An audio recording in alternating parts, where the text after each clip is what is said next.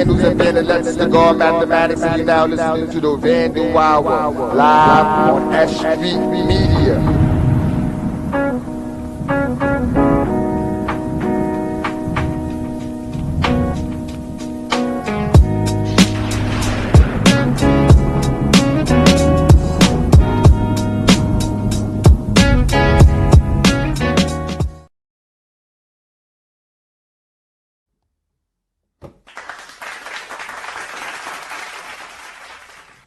Peace, Vandals and Vandalettes. It's the God Mathematics, and you're now watching and listening to the infamous Vandal Hour, Season 9, live on S.STREET Media. Make sure you check us out every week on our S.STREET Media YouTube channel. And you can also follow us on Instagram and on Facebook at the Vandal Hour. If you want to check out any of our older episodes, like the first 4.5 seasons, you could go to DTF Radio and tap in. We interviewed Cope, Sade, TCM, Chino, BYI, RE357, rest in peace, Near KGB, and countless others. All them episodes is fire, so make sure you tap in with them joints. Also, I got to give a shout out to all of the Vandal Guard and Goddesses that helped build this platform to what it is. Shout out to everyone who put their time and energy in making this a successful podcast and show. So shout out to all of them, man. They the peoples, they the family. Shout out to the 1718 Collective, Get Fed Records, Style by Poverty, and all the other businesses that's connected to the Vandal Hour. Well, today, I'm going to say we have an exclusive with someone who has put a lot of paint on walls, canvases, metal, many different mediums. He is a person who represents Brooklyn, New York, man. I'm going to say that in so many ways, he changed the game. Very influential to a lot of writers out there, man. I've known him for a long time, so it is my pleasure and the Vandal Hour's pleasure to introduce to y'all Rob Ader. Peace, God. How you doing? How you doing, God? I'm good. You know, in the middle of the night over here, across the world, but we're here. So that's good. 2024. Let's get it. You heard? It's a blessing to have you on the show, man. You have done so much for the game, man, in my opinion. So I am glad that you granted us this exclusive, man. I know this shit is going to shake the motherfucking net up. So I'm glad you gave this interview to us. We appreciate it. We thank you, man, for doing that. So how's your day? How's your evening right now, man? I know it's late over where you at. Well, it's morning, so it's like 3 in the morning here. Oh wow, wow. So it's 3 in the morning. But yo, it's good. You know, we alive, we healthy, and we're able to sit on this platform and be able to connect. So it's a beautiful thing, even if it's done virtually. As long as we're able to connect and build. I mean, that's what we're here for. So, you know, I appreciate you. You know, I appreciate our brotherhood and the 3 decades of bond that we have. Facts. It goes deep. You know what I'm saying? So very. I appreciate for reaching out to me and giving me the opportunity to finally, I guess, revisit the past in a sense and just get my voice out there, you know? Yo, I appreciate it. You know, the Vandal Hour is about giving everybody a voice. It is a history documentation of people's history, and there's no way that you're not a part of this culture with so much that you have done positively for the culture. So I respect your add-on, man. And so, I know there's a lot of, gray clouds and stuff, but we here to clear a lot of those clouds up. We're here to hear what you added on to the game, what you brought to the game, and the ups and downs that comes with being a writer with so much notoriety. During those times, you was one of the big boys. Pause. You was one of those people who people talked about. The work was addictive, meaning that you was doing it constantly. You was putting up a lot of work in so many forms and fashions of the culture, whether it was from stickers, whether it was to marker tags, whether it was to fills, whether it was to the extremes and going towards the medals. So, it is no way that we would not have you on our show. So I appreciate you granting us this interview. I want to open up the conversation, not like these other people, man. I'm not gonna ask you the simple shit. You know what I mean? I know you're a meticulous person, so we want to dive into the mind of Rob Ader. Tell me a little bit about you growing up in Brooklyn during the 80s and 90s, cause you definitely was there. I met you when we was young, so you definitely was there. Tell me what comes to you when you think about Brooklyn during the 80s and 90s. Well, we're going to take it back. So, coming up in Brooklyn, I originally went to elementary school between, first I started in Bushwick. So, I was living on Schaefer between like Bushwick and Broadway. So, I was going to elementary school there until like, 85. Then my pops passed away. And him and my mom's were separated. Then from there, I went back to the other side of Bushwick and I started going to 245. I think that's like on Casu, off of what's top of that, Kosciuszko off the J. So family had came from Panama. We had a house on that block, and then that was basically it. So I was bouncing around between schools once parents separated.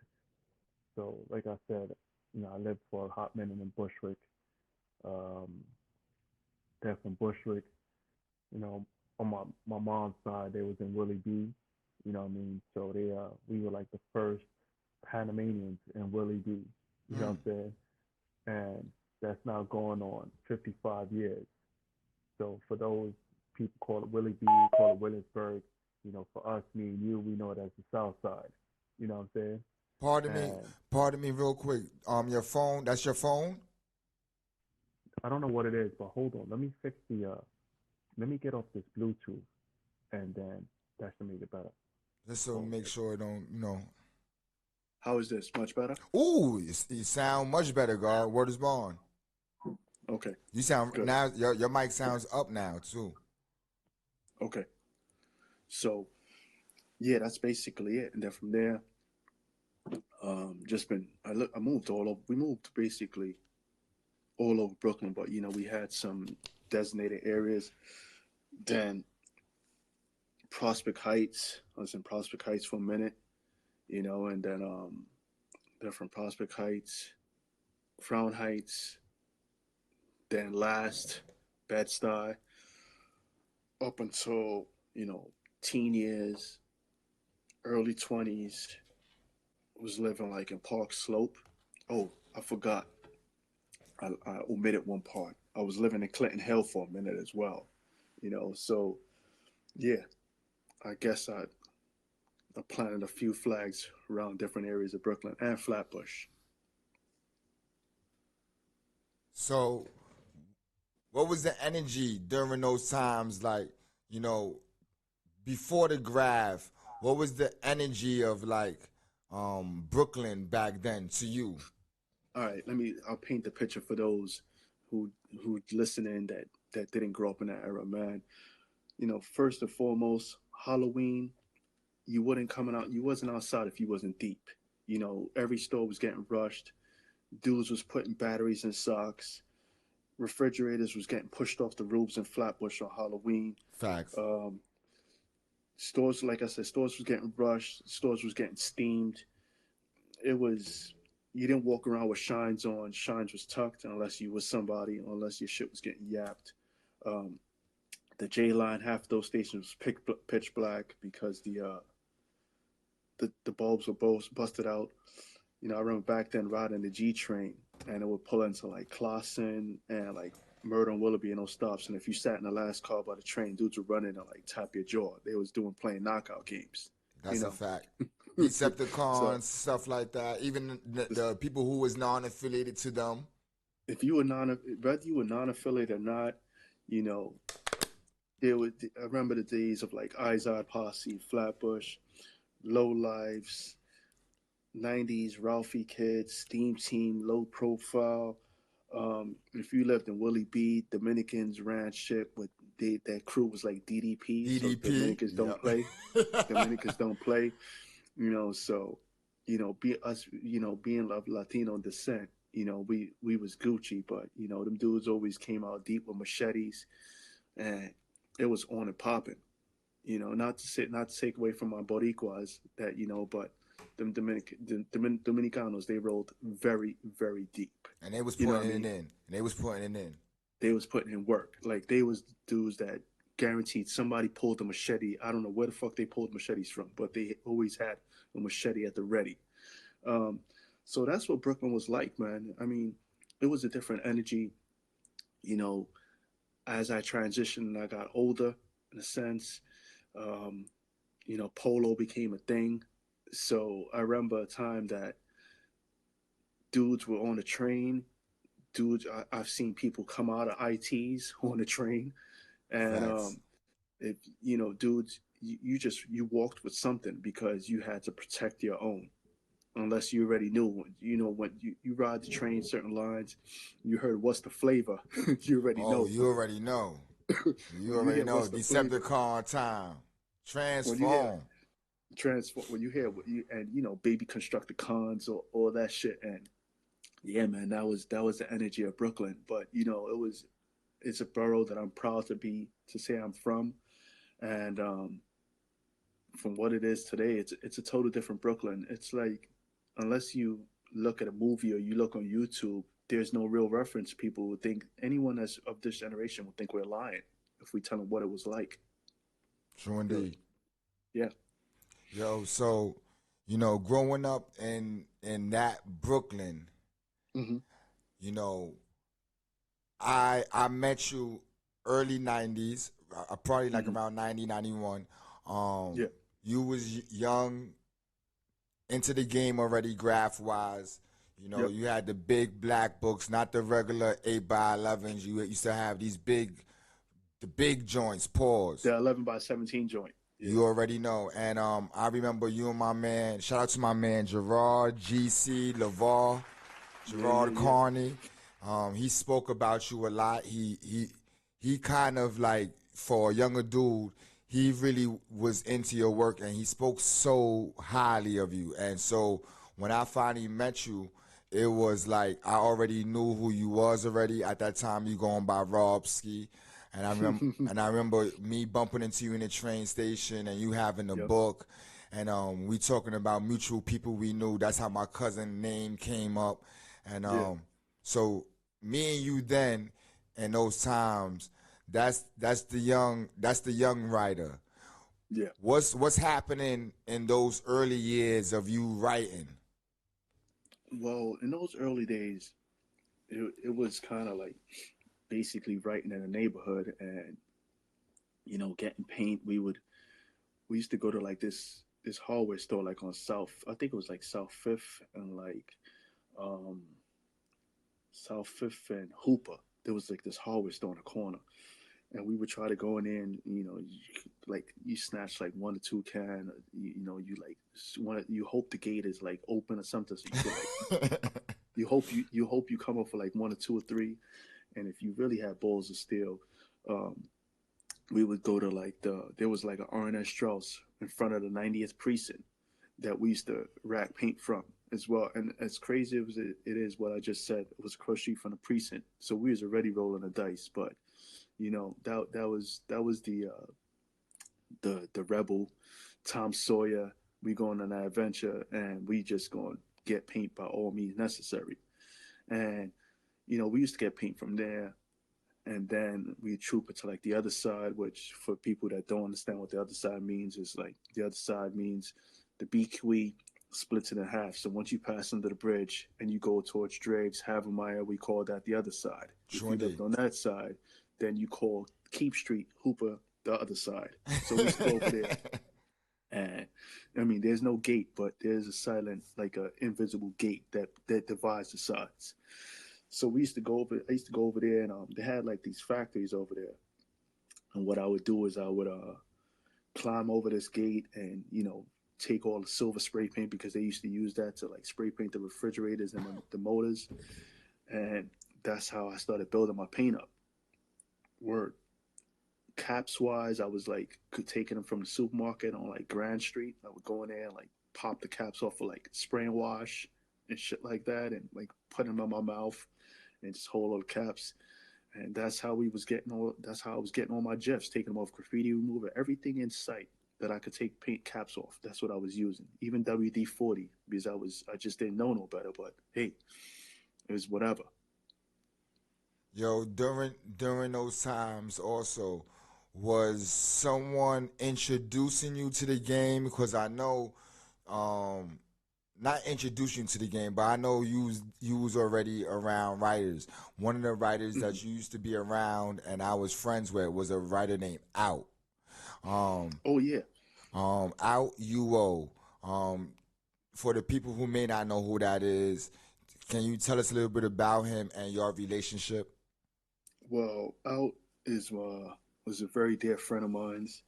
He actually lived 2 doors down from me, 2 buildings down, and we got real cool because he was in my cousin's class from like I guess we call it like early years, like Nuestros Niños. That's what we called it back then. So like junior high school, So he was 3 years older than me, and we were in the same. They were in the same class. So we got acquainted first because we both had an interest in riding bikes. We rode like GTs, GT Performer freestyle bikes, Harrows, Diamondbacks. And I remember specifically he had like I think it was a Diamondback or a Harrow back then with the pegs on it. So, I think by that time that movie Rad had came out. And My shit. if you seen that movie Rad, I then did. everybody wanted a bike in the neighborhood. And Dude. dudes used to go to like Rodney Park back then and watch dudes used to put boards up, like panel wood up, and ride half pipes. They turned us like abandoned park into like a place where dudes would get busy. You know what I mean? And there was a couple of dudes in the neighborhood. This dude Nelson, this dude Mario, older dudes. They were way older than us, but they were getting busy on bikes. So that was like the shit back then. You know what I mean? So we got cool, and then turned from his name is Arthur. So he turned from Arthur to writing Out, and he had the AUT, and that's he basically he put me on a lot of free game. I mean, I had relatives that also went to that was in high school around 85 through 88. They went to art and design, so he would bring black books home. And but as far as like Out, he was like the first person to show me like a Pentel marker. Mm. So when he showed me like this Pentel, I was like, this shit smells like nail polish. And he was like, catch tags with it. And then what I thought was interesting, his particularly was writing baby blue. So I didn't understand the concept of why is this white mark? It says white, but it's writing baby blue. And then he told me how he switched the color. And I was like, yo, where do you get this marker? And then he was like, oh, you buy it from him. And the shit was like $3.25. Expensive So back then. Very which is expensive back then. expensive for one marker. So I was like $3.25. Shit.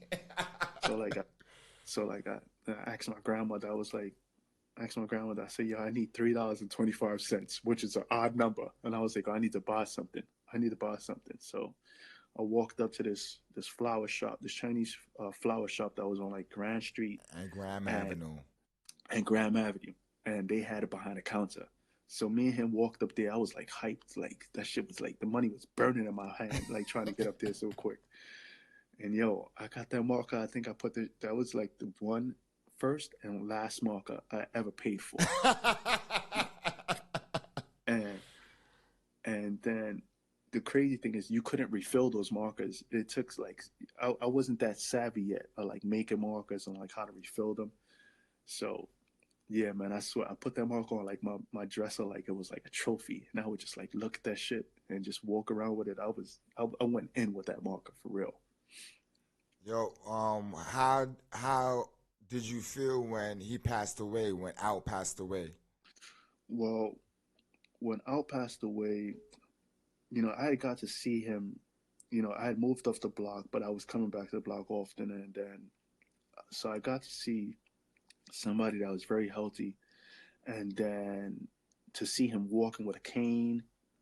He lost his eyebrows, his hair was gone, um, and that's when we realized that hey, the cancer has really settled in.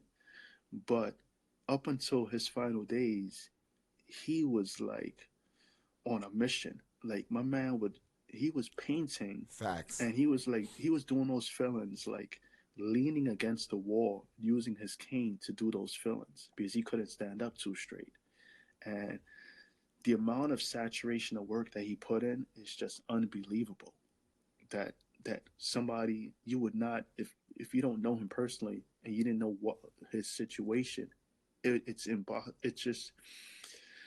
uh just thinking about it now, it's definitely like I just closed my eyes for a minute and just I could see his face and hear his laugh, you know, and yeah, I just see this dude that had this young kid that I know that had braces and had like that mullet style hairstyle back then. Facts. Because he, you know, he had the mullet and he, you know what's funny? He never, as New Yorkers, he never wore like a Yankees cap. He would wear like Cleveland Indians and like all this others, like other baseball teams. And, you know, back then he wore like an Indians hat and he would like paint the yellow teeth so it looked like gold fronts on like True on the indeed. Indian.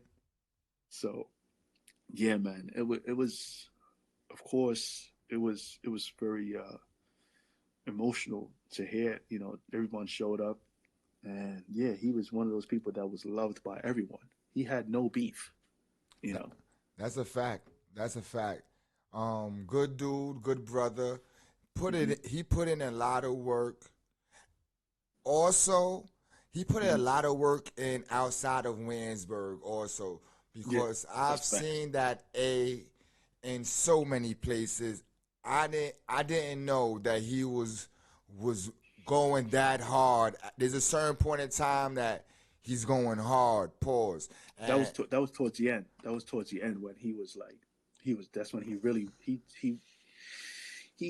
was here to wreak havoc on the city. he knew the mission. Hmm. He knew the mission. Yeah, rest in peace, Out, man. Shout out to Grim, Clyde, my brothers, some good individuals. Shout out to my man, especially Grim, because he introduced me to the whole Ruby game. So I always got to shout him out, man. Uh, And you mentioned Clyde right there. So real quick, I want to segue. I mean, Clyde is another dude that as well that was older on the block, and he was another one that gave me a lot of free game, which I would go and I would go further down the history of that later on in this interview, you know. yeah. But yeah, he's another one. And I'm gonna say this about Clyde Grimm. Also, back then was down to fight too. Like, Yes. I gotta add that on because I remember it's something when you saw it, a memory flash pass, and they wasn't no soft dudes. They No. was down for the get down, And Clyde was the biggest one back then. and that's a fact. That's a Yeah. fact.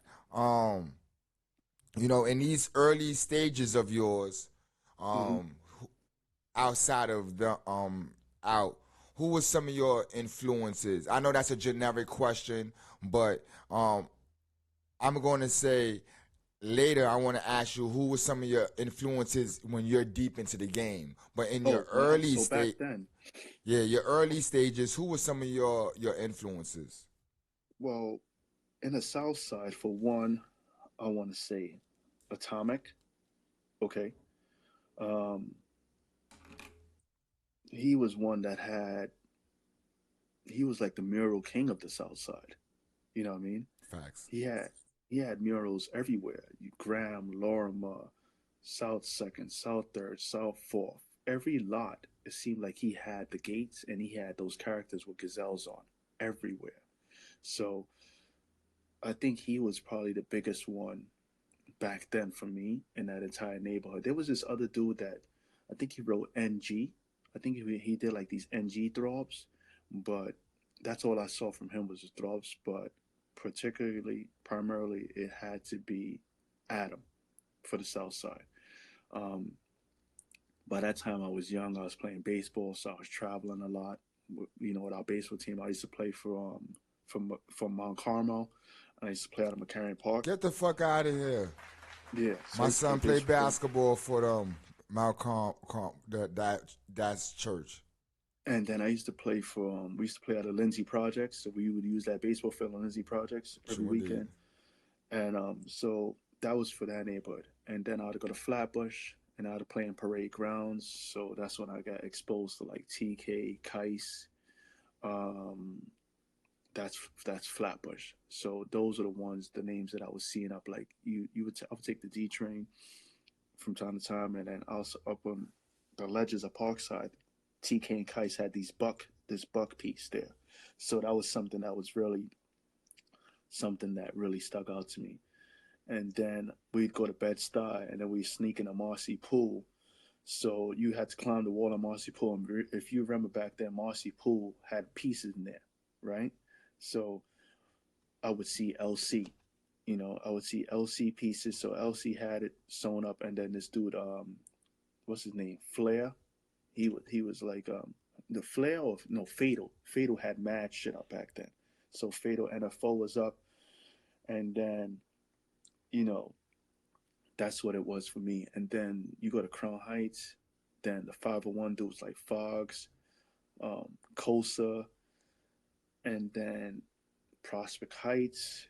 I would see like Chino up, Snooze, Mm. um, Dash.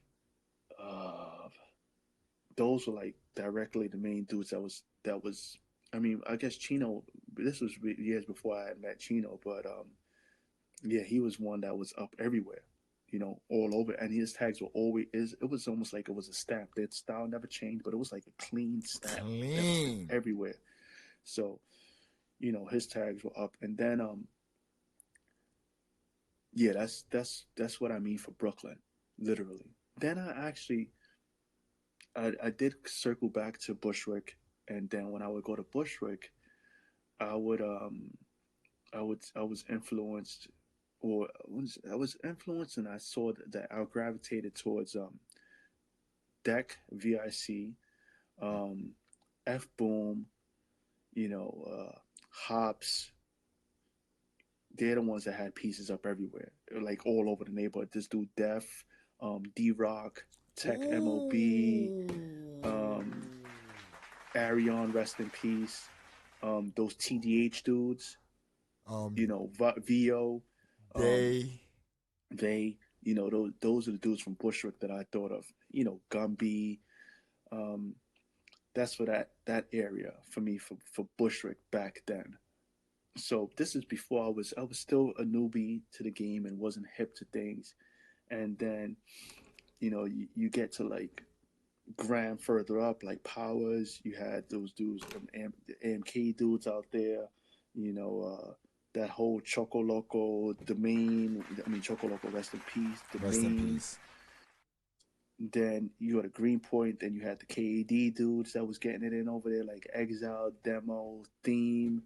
You know, those are like the main dudes that was getting it in back then. You know what I mean? So, you know, then you go, you had, yeah, that's basically what I think about Brooklyn. I mean, Flatbush a little bit more, depends on where you go in Flatbush, you know, but TK, hands down, he was like the general. Facts. Yeah. Not to cut your wisdom, man. You named two people, man, and I Mm-hmm. gotta highlight them. I'm gonna add one other person to who you named, but I gotta highlight two people you said, and I'm gonna say their names. I don't think their names were said on the Vandal Hour before. I might be mistaken, but I'm gonna say their names might have not been said on the Vandal Hour. You said Def and Mm-hmm. SA. Yeah. My close friends, true. Let me say close friends of mine's, Mm-hmm. but nobody said their names on the Vandal Hour. Also, when you named like the tech MOBs, you know, Yeah. Ein used to be getting busy back then too. INE. Yeah. And the So thing is with Tech MOB, he, you know, it's very unfortunately he doesn't get the recognition he he did, but he doesn't. schooled a lot. He's got. I'm gonna say this: he schooled a lot of your favorite writers, up to your favorite writers. He schooled and he had them under the wing. You know I know. I just want to put that out there.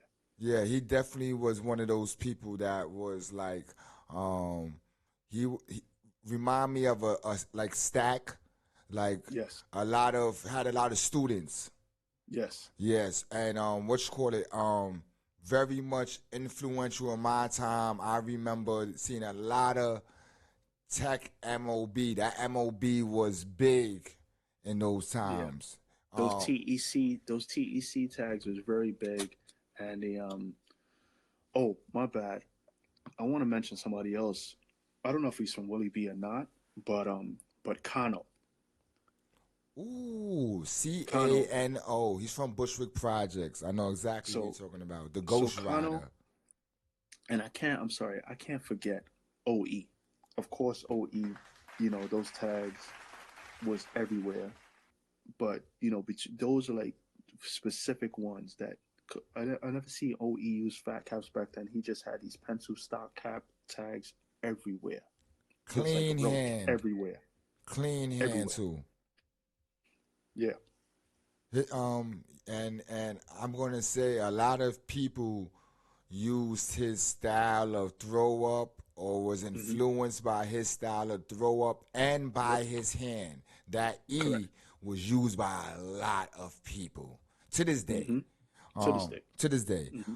Yep. You know, so you know, since we talking about like these these writers that influence you, Mm-hmm. when we think about Brooklyn, or when I think about Brooklyn, I have certain writers that to me are like synonymous with Brooklyn. Mm-hmm. For you, who are synonymous? Like when you mention Brooklyn, you gotta say these names like automatically. And I'm gonna say this before you go into it. I'm gonna say you're one of those names that I connect to say is synonymous with Brooklyn. But who do you think also falls in those categories? Fall in that category?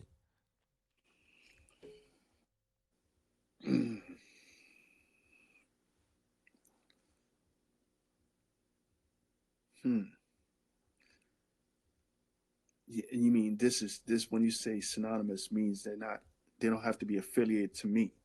No, like just synonymous with Brooklyn. Like when you think of Brooklyn, I'm gonna throw one up. I say you are one. I'm gonna say Mm-hmm. another one. Two Rage. It's kind of to Mm-hmm. me synonymous with Brooklyn. The tag in the Biggie Smalls picture is Yep. like iconic. Like That's Brooklyn. who falls into that category like that for you? Let's say Kosa TNR. Kosa OK.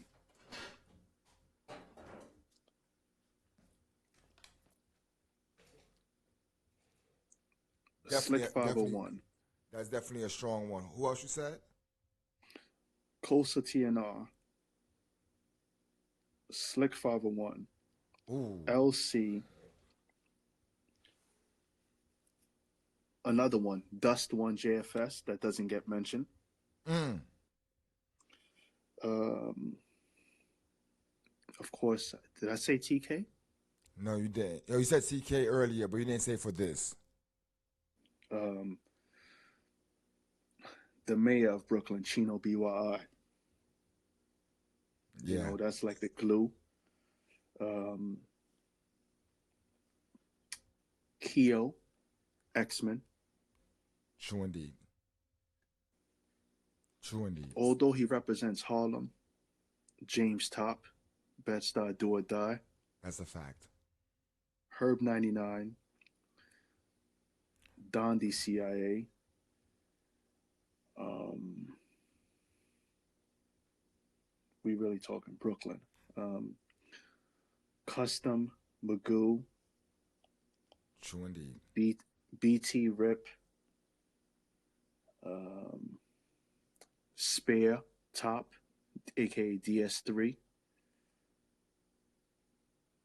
You naming some hitters, baby. You naming some This hitters. is You this bringing is back some memories that I forgot about.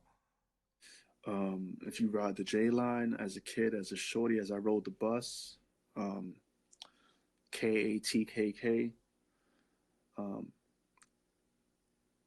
people may not remember them, those MSD dudes like Show, MSD, um, IM, MSD. Who? let's say Jis, A Tez person I who's didn't a know. person who's rarely a person who's rarely mentioned on a Vandal Hour who to me is a pioneer. Jis, IE, KS. Oh, there's like, well, a lot of these dudes may not remember these dudes unless you went to Coney Island as a kid. But Epic BMW, he was up on the Bell Parkway. He had those top to bottom pieces. Say it again. Epic BMW, he had these pieces on the Fib. Can't forget Fib. These That's are a fact. legendary names right there. That's a So fact. these are names that I saw growing up. Um, Rape, think Brooklyn, Rape. True You know indeed. what I'm saying? And it doesn't matter if they're team or not, but you know these are dudes that you got to give it Synonymous up with with. Brooklyn. Synonymous with Brooklyn. You know, STEM. You know they're Brooklyn. Hops, Brooklyn. F Boom, Brooklyn. Um, Out, Brooklyn. Yeah, it's Brooklyn over here. It's very Brooklyn. It's 718. I gotta talk Brooklyn with you because a lot of your work reflects Brooklyn, whether it be a Biggie Smalls lyric, whether it be your rendition, and you be doing your drawings and your rendition of like gates and buildings, and you be having like people's tags on there and stuff like that. So is usually Brooklyn oriented. So I wanted to see into the mind of Ader when it comes to that Brooklyn, um, the Brooklyn culture of Grav, which is Yeah, different from everybody Reps else's. HDM, Brooklyn. Not to be confused with any others. Reps HDM, Brooklyn. That's a fact. That's a fact. Um, when to be in this game, a Hmm. lot of people, and I'm going to say like, especially these days, most people are buying their material. Most Correct. people are buying spray paint. They ordering online now Yep. for a Yep. cheaper price. Yep. People are not doing what the culture used to say you had to do to be a writer, which was racking. Hmm. I've me- I've known you for a while, and there was a time when I had a store, and you was kind of the supplier for the store when it came to a lot of shit. Unofficial supplier. Yeah, unofficial supplier. So, how do you feel, like racking wise? Was who taught you the ropes? First of all, who taught you the ropes of doing that particular thing? Well, I think, well, the best way to put that on that aspect, I was more of the whole boosting thing came from living between Crown Heights for me in Williamsburg, and aka the South Side. Yo, so back then, if we just talking boosting in general, you talking just in my grandmother's building, the Super Sun used to sell Polo, Guess, Izod, Lacoste, Benetton to my uncle. Okay, so he would knock on our door like clockwork to move merch that he boosted, and it was always be in these brown bags. Okay, so it was always in these medium brown bags, and he from time to time he would hook me up with like horsey little Benetton rugbies, shit like that. So as a little shorty. And then, so he was the first one that introduced me to how to make a Lizzie bag, both out of a Dwayne Reed bag and out of the Wiz shopping bags. So I'm saying the Wiz, which is no longer in existence. You True know what I indeed. mean? And so it went from racking GI Joes to electronics to eventually Polo and everything that wasn't bolted down. And yeah, that's how I learned. And he didn't necessarily teach me, but he wasn't taking me in the store holding my hand, but he sat me down and showed me how to make a Lizzie bag, and he just told me what to do, how to get it in, and that was basically it. And then along the way, as I progressed and got older, it was just the dudes that I hung out with. I watched, observed. They got busy, and if they throwing shit up the back and they getting it in. That's how I got.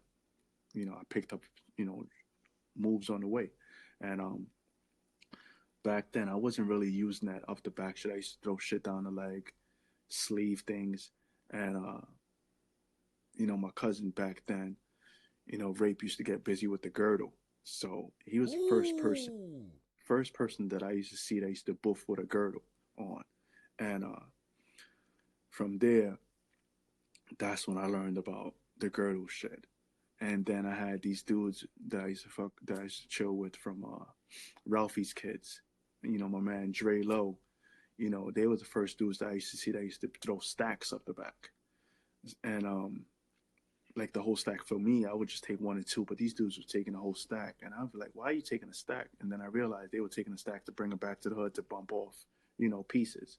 And so yeah, that's how I eventually, For the I guess, honed my boosting skills. for the person who may not be familiar with a Lizzie bag, can you explain to our audience what a Lizzie bag is? Especially my mom's, because my mom's, she watches the Vandal Hour, and Right. she not going to know what a Lizzie bag is. So can you explain to them? Well, a Lizzie bag, this is before like dudes high tech now, probably using magnets and hooks to take things off. So the Lizzie bag is you would use 2-ply Reynolds wrap aluminum foil, and basically you would line the bag with aluminum foil and use duct tape to cover that, and then you would line that bag again, then make the bag double. So the bags will be double so that when you walk into a store, no one can see the aluminum foil or the duct tape because it just looks like a regular shopping bag. So anything that you drop in that bag as you walk through the sensor boxes, it will not ring off. It just deters the sensor from going off. Then back then you had to worry about once you out of the store, how are you going to get those sensors off? Because unless you had a pair of clippers, you was using your teeth to pry off the alarm or wrapping something around the bag to make sure you don't pop the purple ink on the item, and yeah, it was some real MacGyver shit back then. Uh, um, at your height of of racking and boosting, how many days a week you was going out to do that? Every day,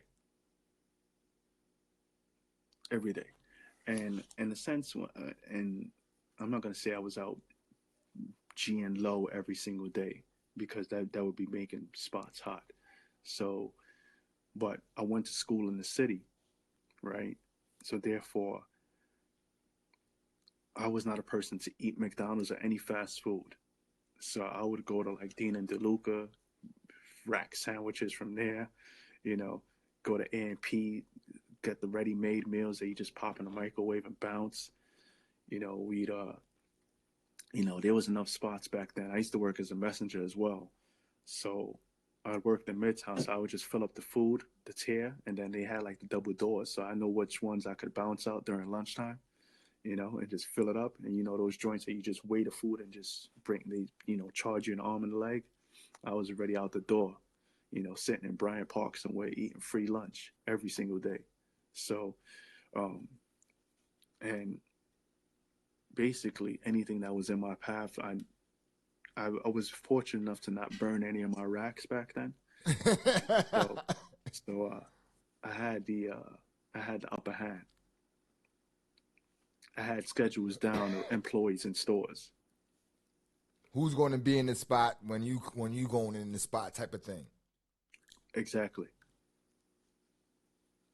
I know you meticulous, man, about everything, so I already know that it wasn't no just like random shit, that you had a science to it, and we don't want to give away none of your secrets, because a lot of people are listening just to hopefully get some tips on how to do this shit correctly. Get some free game, and and then it got to the point where I did have a job. I was racking in between paychecks because I still needed to eat, regardless. Yeah. Any negative racking stories you got? Yeah. What the time that I wasn't able to get away with my merch. If I had to if I get spotted and I had to ditch something, yeah, that's a negative for me. Because I had my heart set on coming home with that piece, Now, was it ever a time like you had a valuable something, and somewhere somehow it fumbled? So when North Face was popular, I had we had went to Jersey, and we out there, we coming off in Jersey. So we make it back to the city, and I decided we was gonna go to like EMS back then. So we're gonna go to, I know the EMS, like the Ville was like hot. So we go to EMS uptown, and I had my heart set on taking this extreme suit, extreme North Face suit. And so while I go in there, I notice it's hot for what I wanted specifically. So I ended up having to take. I caught some other jackets. I'm just throwing jackets down my leg, whatever. And but I was still trying to be greedy for this one extreme suit. And then I seen some kids coming in. They tried to take the jacket, the extreme suit, and the dude got body slammed by the security guard. So I used that as my distraction. And sad to say, I didn't come off with an extreme suit that day, but I ended up catching an extreme suit like that following weekend, but it wasn't my size. It was like a size small, so I had to like trade it to someone to basically replenish for that extreme suit. You know what I mean? Because back then, dudes wasn't really buying like $800 North Face jackets, so it was like let's do a deal and make it work. Okay. You know, people want to hear us go into some details of graph. You already know that. So like I want to pick Yeah. your mind on like, just the game itself. Um Give us a normal day, a normal whenever you went bombing. Give us a normal evening of Ader going out bombing. Like what do that look like? What do that feel like? What's going on? You mean Dolo or with? Let's say a dolo night first. So this is how I would look at this.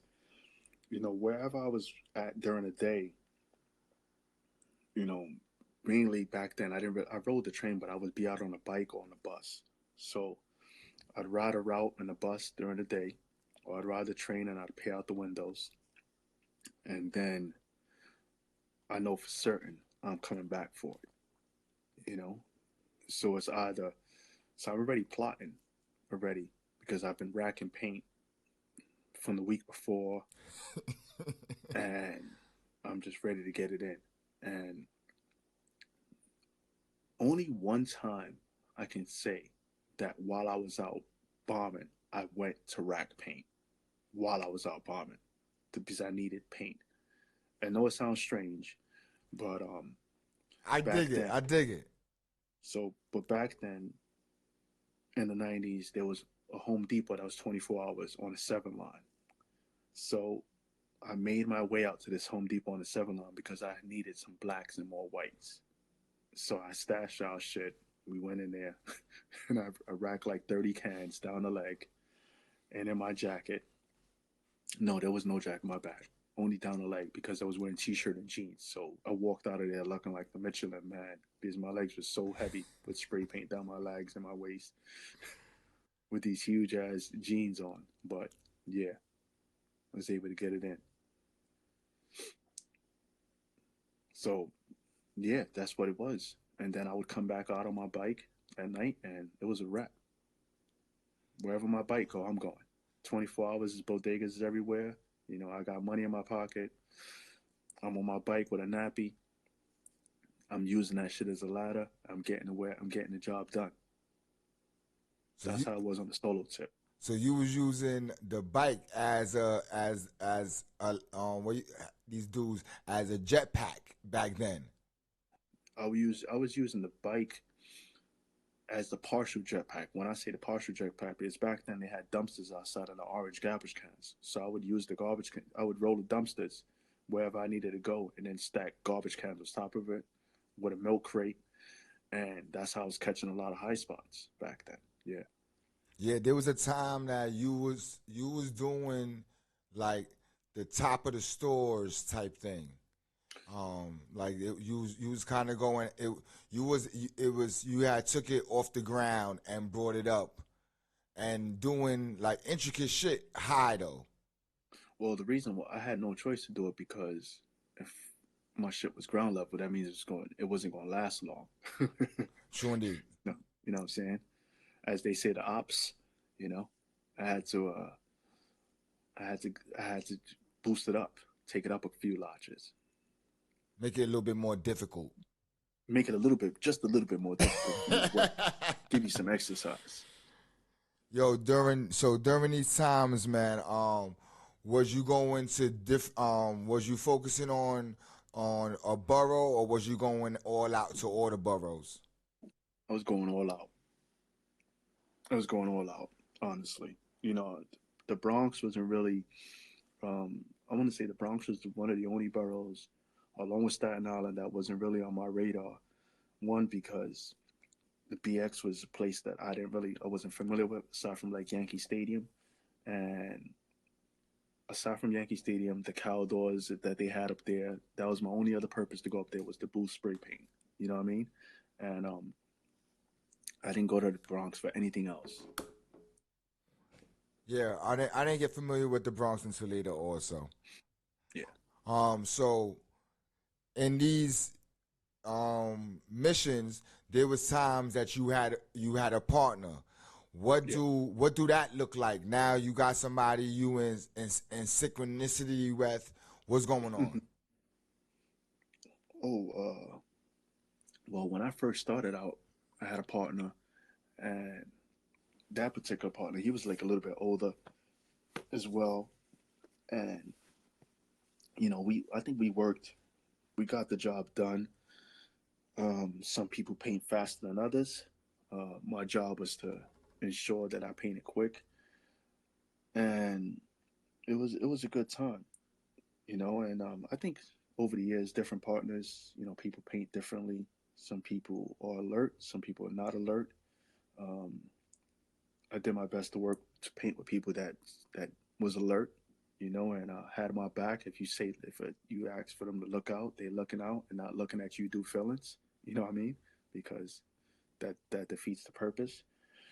So, um, yeah, I mean, I think we worked well, and the only obstacles could come in is when it comes to rack and paint. Okay, because when you rack and paint with someone, you it becomes like, nah, I'm getting all the blacks, so I'm getting all the whites. You know what I mean? And so you need to work with someone that, because this is a job. You know what I'm saying? That can you can while you're using a black for fill, I'm using a white. You need the white for the outline. I need the black for the outline. Be able to partner off.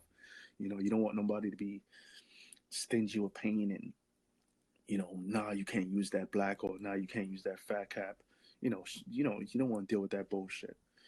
So yeah, I think paint with a partner was good, but I felt I was able to cover more ground, and if I want to climb on something high, like you mentioned, like a storefront or something, I can only be able to successfully do that alone, and that's primarily why I chose to go that route and paint a lot of those spots by myself, because some people weren't down with climbing like that back then. You know what I mean? Like, I ain't with that Spider-Man shit. And people are like, nah, I'm looking to do a filling on this corner. Nah, son, that corner look hot. I'm going up top. You know what I mean? Where I can observe a lot more. And I've seen so much shit from painting on fire escapes and rooftops. It's not even funny. Yo, when I think about you and your outside action, Mm-hmm. your lettering Mm-hmm. comes to mind. Um, you developed a very unique and distinctive type of style. Mm-hmm. Um, Fill-ins, throw up, stuff like that. Um, Talk to me a little Which bit took about time. that. Talk to me a little bit about that. Like what you was doing lettering wise when it came to your outside action, not the artistic stuff, but like the outside bombing action.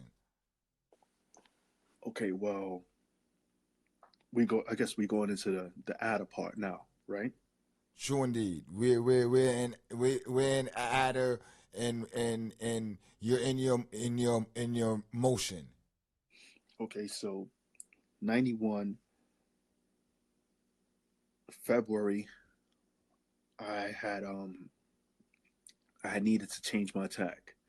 The reason why I needed to change my tag is because I got caught in school writing RS, so I got suspended. I got kicked out of the school. I needed to transfer schools.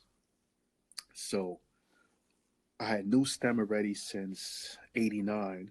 So I was in STEMs, sitting on STEM stoop, a matter of fact. And we was like, yo, I need to come up with a new name. So first it was gonna be like AD3, some shit like that. And I was like, nah, I ain't fucking with that AD3.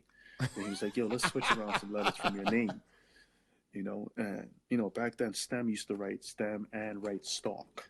Because he used to draw these flower characters. You remember those flower The characters he used flower to do back in? characters, true indeed. Yeah. So I was like, nah, I need something else. So he was like, yo, let's scramble some letters around. And there's a TV show called The Black Adder, right? So he was like, yo, that's it, Adder. And then, but Adder was spelled with two D's. So I dropped one D, and there I had the Adder tag. And then he would he was like big on piecing, so he was like giving me tips on like piecing wise. He would like do outlines or shit for me. And then I started wanting to do straight letters, like soft bubble straight letters. And so back then, Doms might have been the first. Doms had did a few of them on paper for me, and Echo, Echo DBC, my man Echo DBC Shout had out to did the some drawings for me bros. on paper, and so I had those two as the blueprint. Okay, and then I saw it how they did it as a blueprint, and then I took that and then changed it to where my hand style looked like my straight letter, and that's basically how it went. Yeah. When I think about those those styles, Mm-hmm. it was very advanced for that time. You know, you played with your lettering. It wasn't something. I'm going to say you got your stamp one, but then at the same time, you experimented a lot with your R's, your A's, Yes. your D's, pause, your E's. You played around with them. Um, who was lettering wise? Who do you feel was like bringing something to the game that made you notice Back then, back then?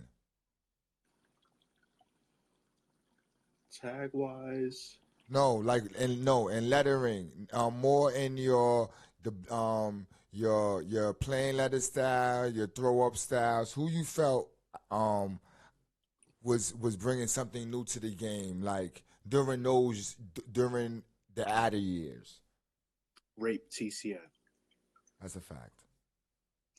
The reason why I say rape TCM because his throat was not like anyone else's. And then on top of that, he wrote his name backwards. His throat was spelled his name backwards. Okay, so back then there was no one doing that. He was the only one doing that for a fact. And that was almost like definitely, it wasn't almost like, it was unheard of. Okay, so it was 100% unheard of. Aside from that, another person was well, he's before my time, but he got it in. Was LC. True indeed. LC Straub. After LC, have to go to Clyde with his K face. True indeed. Now Would you send me a I know, picture of behind yeah. closed doors? You sent me So a picture of Clyde's joint. now I know we on the Ader stage right now, but I'm gonna go back to the Rob Ski part for 1 second. So while I was writing Rob Ski, for short I was writing RS, and then I would write ARES, and then I remember back then Clyde would have like these 11 by 17 sheets where he would like draw different K faces, right, with some with Yankee caps, some smiling, some like all different types of faces. He was getting it pretty crazy with them, and he was the one that told me I couldn't do RS drops because this dude Reese AOK wrote RS for short. True indeed. And then on top of that, at the same time, Reps HDM back then was writing RS. So True that was indeed. a conflict of interest. You know what I mean? True indeed. So yeah, that's how that ended up like that. So now you in your Ader mode. You know Mm-hmm. what I mean? You going Mm-hmm. ham. I'm not gonna lie to you. This I'm gonna say this. Um, Mm-hmm. you're going ham. You're doing Mm-hmm. what it do. You're hitting all the mediums. Mm-hmm. Um, when do this shit goes from hobby, I'm having fun to, oh no, there's a underworld going on here and it's real. When do that change happen for you? Oh, I think that happened from the jump because it wasn't like for me back then. Graffiti wasn't a hobby. I took it as a freaking full time gig. You know what I mean? And I say that because once the battery got the spark, you start once you find you once I plant one flag and I smack one spot, my mind is only when I'm outside. I'm just looking for spots.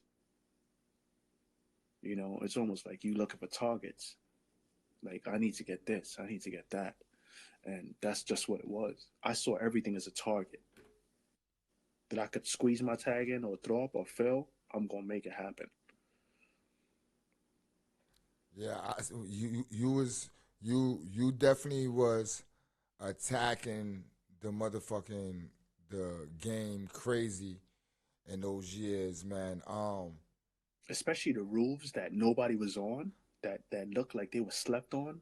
those were the definite, those were my plot. I was plotting for them billboards, you know. If I could get on a billboard, if I, you know, I didn't care if it didn't have to be on a BQE. It didn't have to be off some expressway or nothing. It was a billboard. It wasn't changed. It ran. I'm coming for it.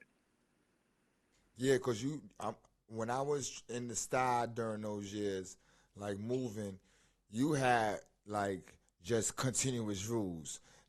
I think for the writers that wrote, they looked, but for the other world, like it was like you had like hidden gems all Yeah. through the style on these rules, and so I could understand when you coming from like some of them wasn't on like places like major places, No. but you had a lot of them, and it was just like artwork.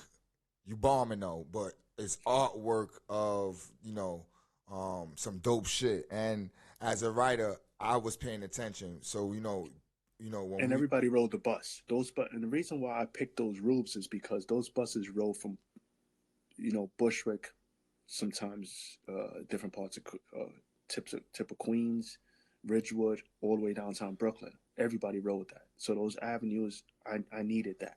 You know what I mean? Yo, what bus lines was you focusing on then, back then? 46, 44, 45, 43, 52, 36, 38, 15, because the 15 went to JFK. That's the ones I seen a lot of. 25, the 26. Um, yeah, any buses that went downtown Brooklyn or went to Kings Plaza Road down Utica Avenue, I was coming for it. Yo, let's talk about when you start doing those A's. Those A's are now Just the A itself, right? yeah, the A itself. When you started doing those A's, man, um, tell me what was the mind behind that? Well, the whole A thing started. I just wanted to experiment and do something different, and I just didn't want to do normal throw-ups anymore. So I wanted to do something futuristic. So my cousin back then, he was like this big Star Trek fan, and I fucking personally I hated that show because I was like sci-fi and shit like that. But I know I needed to watch it at 11 o'clock just because I wanted to watch The Honeymooners at 11:30. So the Honeymooners was more my show. It was something I liked, and so I don't know. I started doodling on paper, and then literally I just came up with that A, and I took it outside and tested it out, and I just started doing it, and I started putting the crew in it only, kind of in the sense like because it was a homage to basically how Out was putting up A's with just the crew. So I decided to do an A with the crew, and then another person who used to do A drops back then was Audi. Okay, Facts. so although Audi did four Audi drops, he would do with A's, and then he would sometimes do an A with a character. So he was the only one that did an A with a character back then. I mean, you had a few dudes that did character drops like Dune. He did a D with those faces with the long tongue. You know, um, so yeah, that's basically how that A came about. The A morphs Correct. into more than just an A. Hmm. Talk to me about the evolution of the A. So from there, as I mentioned just a minute ago, I wanted to do something different as opposed to drops. I wanted to do something that I felt might have a little bit more longevity in the streets that might not get dissed. And if the writer doesn't know what it is, then it probably might run a little bit longer. So I started doing adding the character, adding the those wild looking glasses, adding some expressions on it, and that was the birth of the A Man. So I just called it the A Man. Nothing else. It was called the A Man, and no body, had like just the face, neck, kind of like a box for like a T-shirt, and I would just write stuff in there. Sometimes I would write a crew. Sometimes I'd write a phrase, and that was basically it. And once, you know, I thought I was throwing people off because I would like catch tags in one color, but then do these characters in a different color, so it looked like two people. But eventually, people realized like, oh, that's the same person. That was it. Cat was out the bag. That was a good idea, though. That was a good idea. Yeah. Um, you're also, and this is outside of what we talked about, but it's very imperative. You have like a couple of viral videos on YouTube, man. So like when you look up Ader on YouTube, you got a couple of viral videos, man. Any of them is your favorite? Oh no, I think I'm some of my regret that it's there. Oh, because of the negative outcome in the later in the Yeah, game. yeah. Well, some of them joints is fire though. I'm not gonna lie I to mean, you. the grab call, that was good. Of course, that was fun. That was historic. You know, I'm very fortunate of the Videograph Productions team that they let us rock on that. And I don't know. I feel like that's one of those videos that is stuck in time, and people always, if I come across them, like, yo, man, yo, I saw you in this in Videograph, and I'm just like, it almost feels like, damn, is that all I did in the game? That you people keep referring to this one Videograph thing, you know. So it's kind of like, but I guess with every writer, they have that one specific thing that people just immediately might focus on, whether it's like a video or a movie scene that they keep associating, they keep replaying it back like beating a dead dog. You know what I'm saying? So that's how I kind of look at it. Where it's like, yeah, no doubt. I mean, I'm not rude. I appreciate those that want to give flowers, but it's just like, come on. Yeah, I'm not gonna lie to you, man. One of those joints are my favorite. Let's talk about you know, you um getting into the graph. Your notoriety is growing.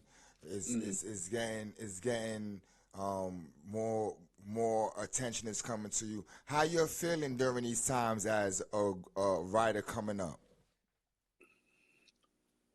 I mean, there was no social media, so the streets was the social media. So if people seeing you up, then you're doing something. That's how it is on that level. There was no social media, there was no blue check, there was no hearts, there was no fire emojis. So you had to be outside and really painting for to get any type of props. Yeah, cause for some people, like the attention is like what they want. Not Right, everybody wants the attention, but certain people do. right, And right. but the graph writer is like, in my opinion, like a rapper. Yeah. And you have different levels of rappers, and certain rappers gain this notoriety. They're you barely see them. There's a mystique behind them, and Mm-hmm. then once in the blue you get to meet them, and like it's this energy, and it's it's you're popping, you're the shit. Yeah. When you was going through that, like how was you feeling? You know what I mean? Like you're very popular. Are you now like looking over your back more, paying attention more to what you're doing, you know? I didn't have to look over. I didn't start looking over, feeling a sense of having to look over my back until I started getting into problems. So Once I before started getting, before the problems, what was going on, the feeling like before you had to like go through that, what was it like, did it feel good? oh, definitely, it felt good, but I for certain wasn't walking around with my head gassed because, anybody could be like, you could be like Vanilla Ice. You could be a flash in the pan. You could be gone. The key back then was to stay consistent. You know what I mean? And paint. I'd catch my flicks as fast as possible. And this had nothing to do with worrying about getting ragged. It was just I needed to document it. You know what I mean? And I was big on documentation of my work, what I did, and I wasn't foreseeing to be in this time right. I think nobody was really foreseeing to be in this time right now. But I know Flicks was big. Like I mentioned, like Stem, F Boom, those dudes back then was piecing and taking photos. So I saw those opportunities of them dudes taking photos. That means if I'm doing fillings and whatever I'm doing, I need to take photos of it. You know what I mean? And so yeah, I had no doubt. I had no choice but taking photos of Let's talk. everything. Let's Not everything, but I got a lot of photos. let's talk about that, man. We spoke off camera about Mm. your photo collection. Talk to me about how that photo collection comes into fruition to become what it is. All right, so back in like the early '90s, late '80s, um, back then, my mom's, we all had like a 110 camera around. So I would use the 110 camera. Probably people don't know what that is today, but before smartphones, well, I used to use a 110 camera, and I think it had like 24 shots on it. So I would use a 110 camera to take photos. Back then, I was writing, but I was, my step pops. He would like pull over the car and like let me get out the car and like take photos. You know what I'm saying? He'd throw on hazard lights or like on a BQE, let me take pictures of the highways. I mean, I don't know where the hell those pictures are, but he would let me take pictures of shit. He was all for it. And then as I got older, I'd rack disposable cameras. Then I got a real good camera because I was working in a photo store. So I used to work in a photo store downtown Brooklyn, and in Brooklyn Heights. And my job was to basically, I was a printer in a photo shop, and all of the court's film was developed at this photo shop where I worked at. And so all my film was free, my camera was free, my development was free. So I was developing and printing all my own shit. And Crazy. you know, of course, the law would come in there and print their shit. And if it was anything graffiti related that I saw that came up on the screen, I would just say that the film couldn't be printed because I'm not there to help you implicate anyone else, regardless if we got problems or not. That wasn't my thing. So I got to see a lot of gruely, gnarly photos, you know what I'm saying, of a lot of things. And yeah, that's how I accumulated a lot of photos. And then couple of my peeps, they were into taking photos as well. So they would we would take photos together. So I got copies of pictures of stuff they took photos of. If I didn't go on a mission with them, take pictures. And then we also would trade photos back then. So dudes would like let me hold their negatives, and I would just burn up, rip copies of their negatives, and that's how I ended up accumulating a lot of my pictures. So I don't know. I got several thousands of photos of not just my stuff, but just stuff before me, way before my time I even thought of writing. And yeah, a heavy collection. Is it in like did you box it up or is it like in like photo albums? Well, I had a lot of stuff in albums, and then eventually I got these good boxes that's like weatherproof boxes. So a lot of my photos is like in boxes for the most part. Or a lot of my negatives, I keep them in like these acid-free negative sheets that I could use a light box if I needed to like look on something. And I have it all in a safe place where no one is touching it, and I don't got to worry about a flood or anything like that. So I wish it was more accessible, but it's not. But I got it. I You mean, I got lost a lot. them.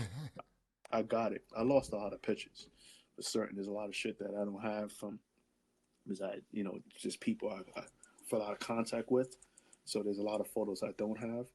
But aside from that, yeah, a lot of my stuff, you know. Yo, speaking of photos, um, we were speaking about zines, Yep.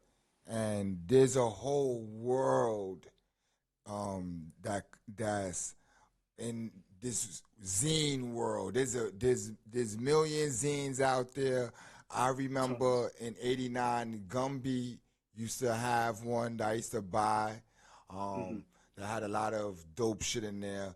I kind of came into the game buying those Hmm. underground joints.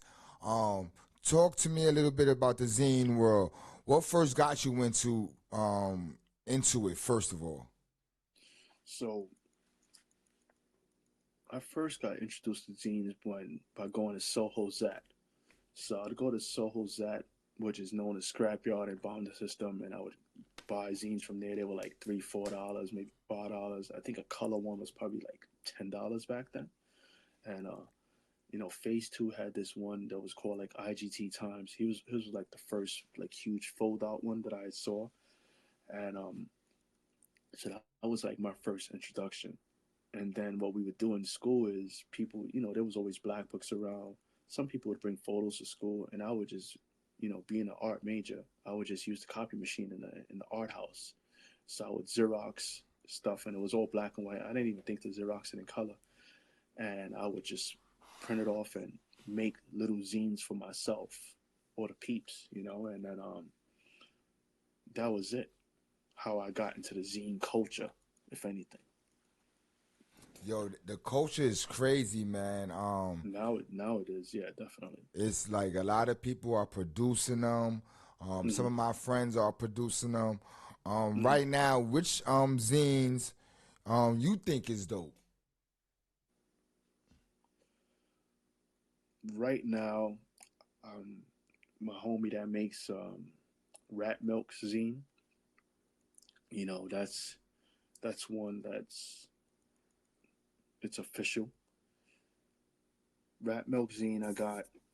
Um, there's another newer dude, Tay. His name is Tay One. He makes a zine that's real fresh. Um, Remio, this dude that writes Remio, he's got a dope zine as well. Um, Carnage, NYC. He's got a zine. His has got like a clean look to a clean layout to it. In a sense, it's not like when he first started. It was more of like a DIY style of printing, Yeah. his zine. But then eventually he cleaned it up.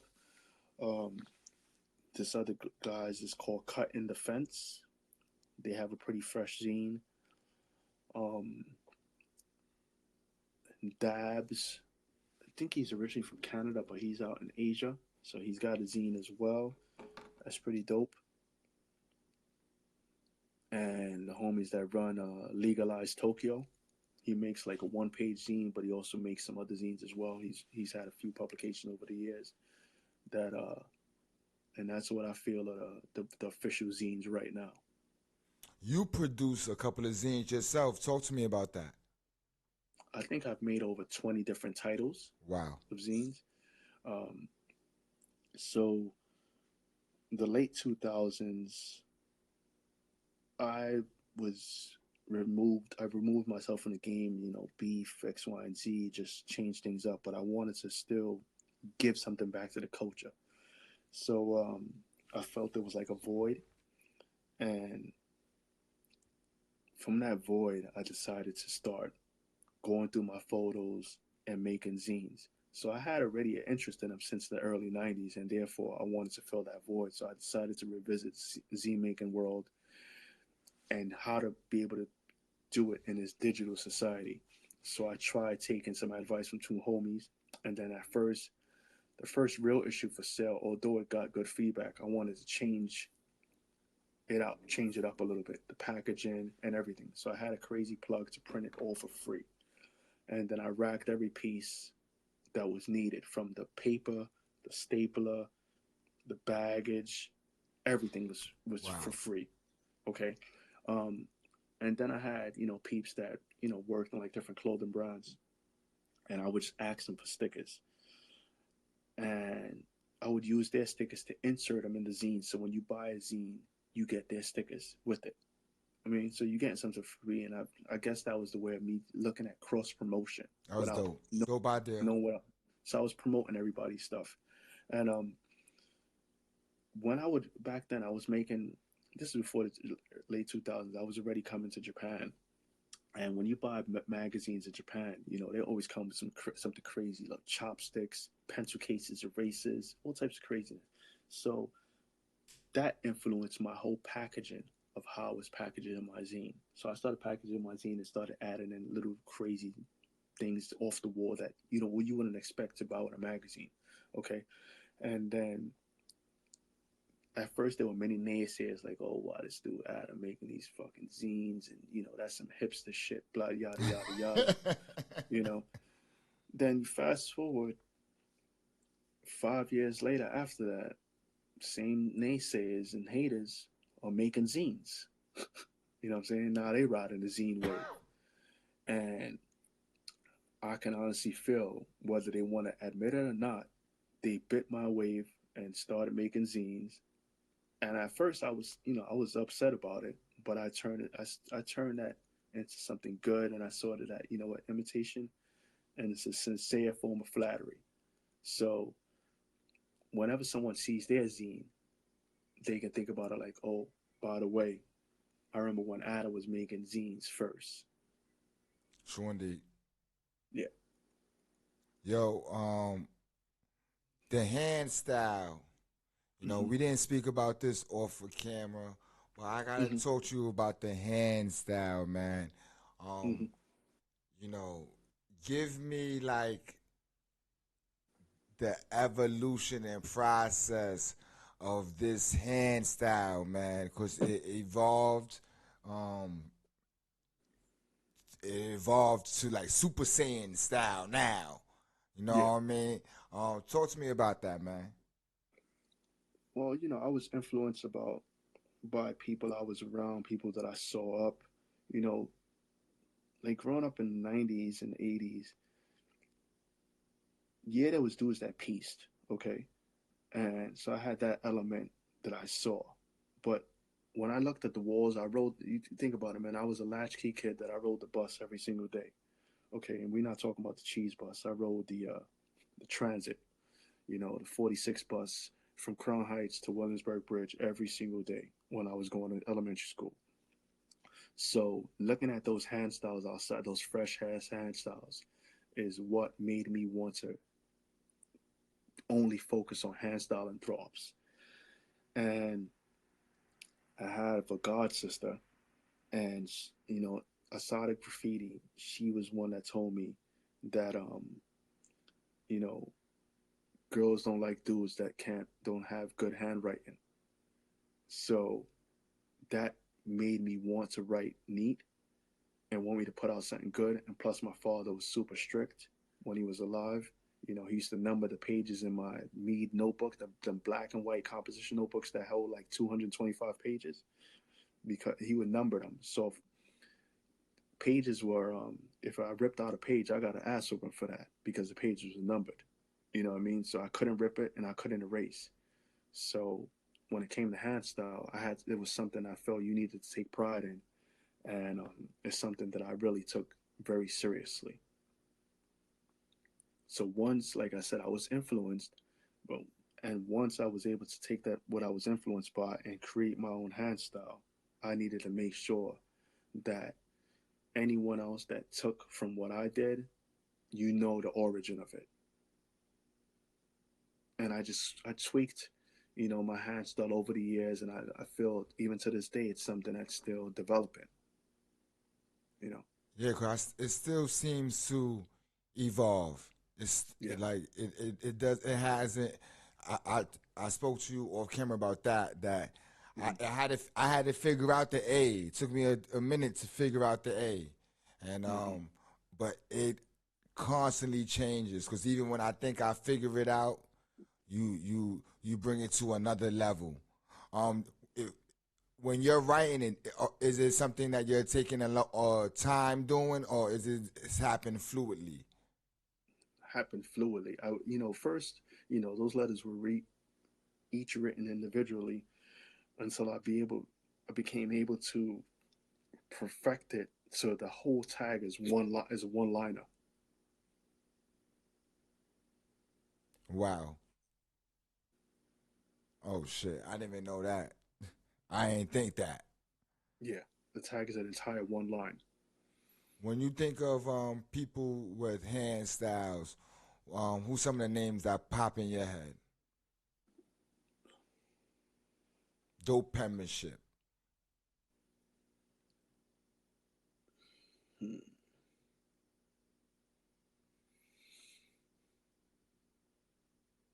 Again, this doesn't have to be affiliated to me. Nah, just in general, just in your observation of the game. Okay, for back then, I want to say Drone TNR, who doesn't get really mentioned. That's a fact.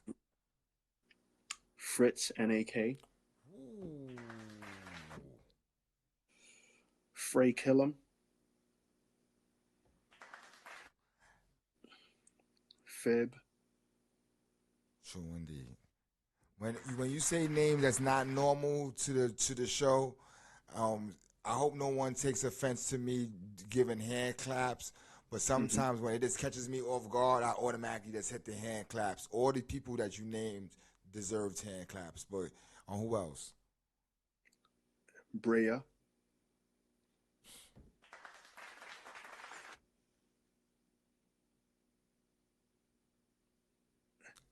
Ains, I think Fogg's got an ill hand penmanship. Who you said?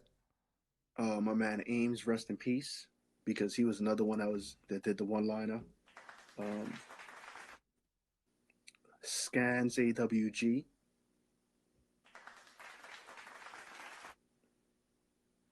Rape, and that's throw up and tag. I Um, agree. Slash, Shout out to Slash, who was on the Vandal Hour this season. um, I don't want this to turn to like one of those where people like, oh, this nigga don't mention me, but you know what? Nah, you mentioned a lot of dudes, man. I know it's hard Yeah, to. We didn't. You didn't know that. I'm just threw that at you. I just wanted to yeah, see. and I'm not trying to do like the top 10 or top five. I don't have that. Because I think that's just basically one of the most biased things I've ever heard of. Um, There's dudes Post that up, came to that just dudes that just came to the mind when you thought about that. That's it. right? These are what comes to my mind. My man Shaw, rest in peace. Although he didn't really do a lot of stuff in paint, he took penmanship very seriously. Um,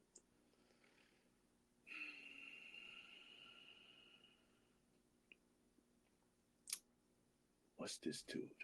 Um, there's this dude from Bushwick that wrote CE1 Top. You remember him? I actually did work with him on a wall. Me, him, and Hops did the side of the Winsburg Bridge together. Yeah, CE1 Top. That dude does not get props, and that dude has one of the illest hand styles. And no lie to you, his what he did that night, he's another person that dropped his shit to the bottom. Yeah. Um, ill dude, cool dude. While me and Hops was on the roof, he Hmm. climbed up. I did not know him. Hops did not know him. He climbed up on the roof the same night that we climbed up on the roof. And what you call it? He did the corner of the roof, and me and Hops did the middle of the roof. But yeah, CE1 is very much slept on. His hand style was crazy. Word. Um, is it still only a Brooklyn thing? Nah, it's not. This is the culture, man. Okay. Um, Wolf One, A-OK. You read my mind. I always shout him out on my show. Hopefully one day I will get an interview with him. But he's a person who I always mention, and whether it be style, hand style, what he was doing on the walls, very outside the box. Sorry, them Dondi CIA Kings tags. True indeed. Oh boy. I mean, that's Brooklyn again, but it is what it is.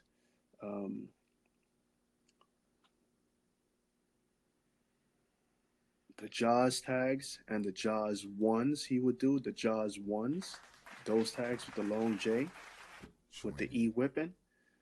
Um,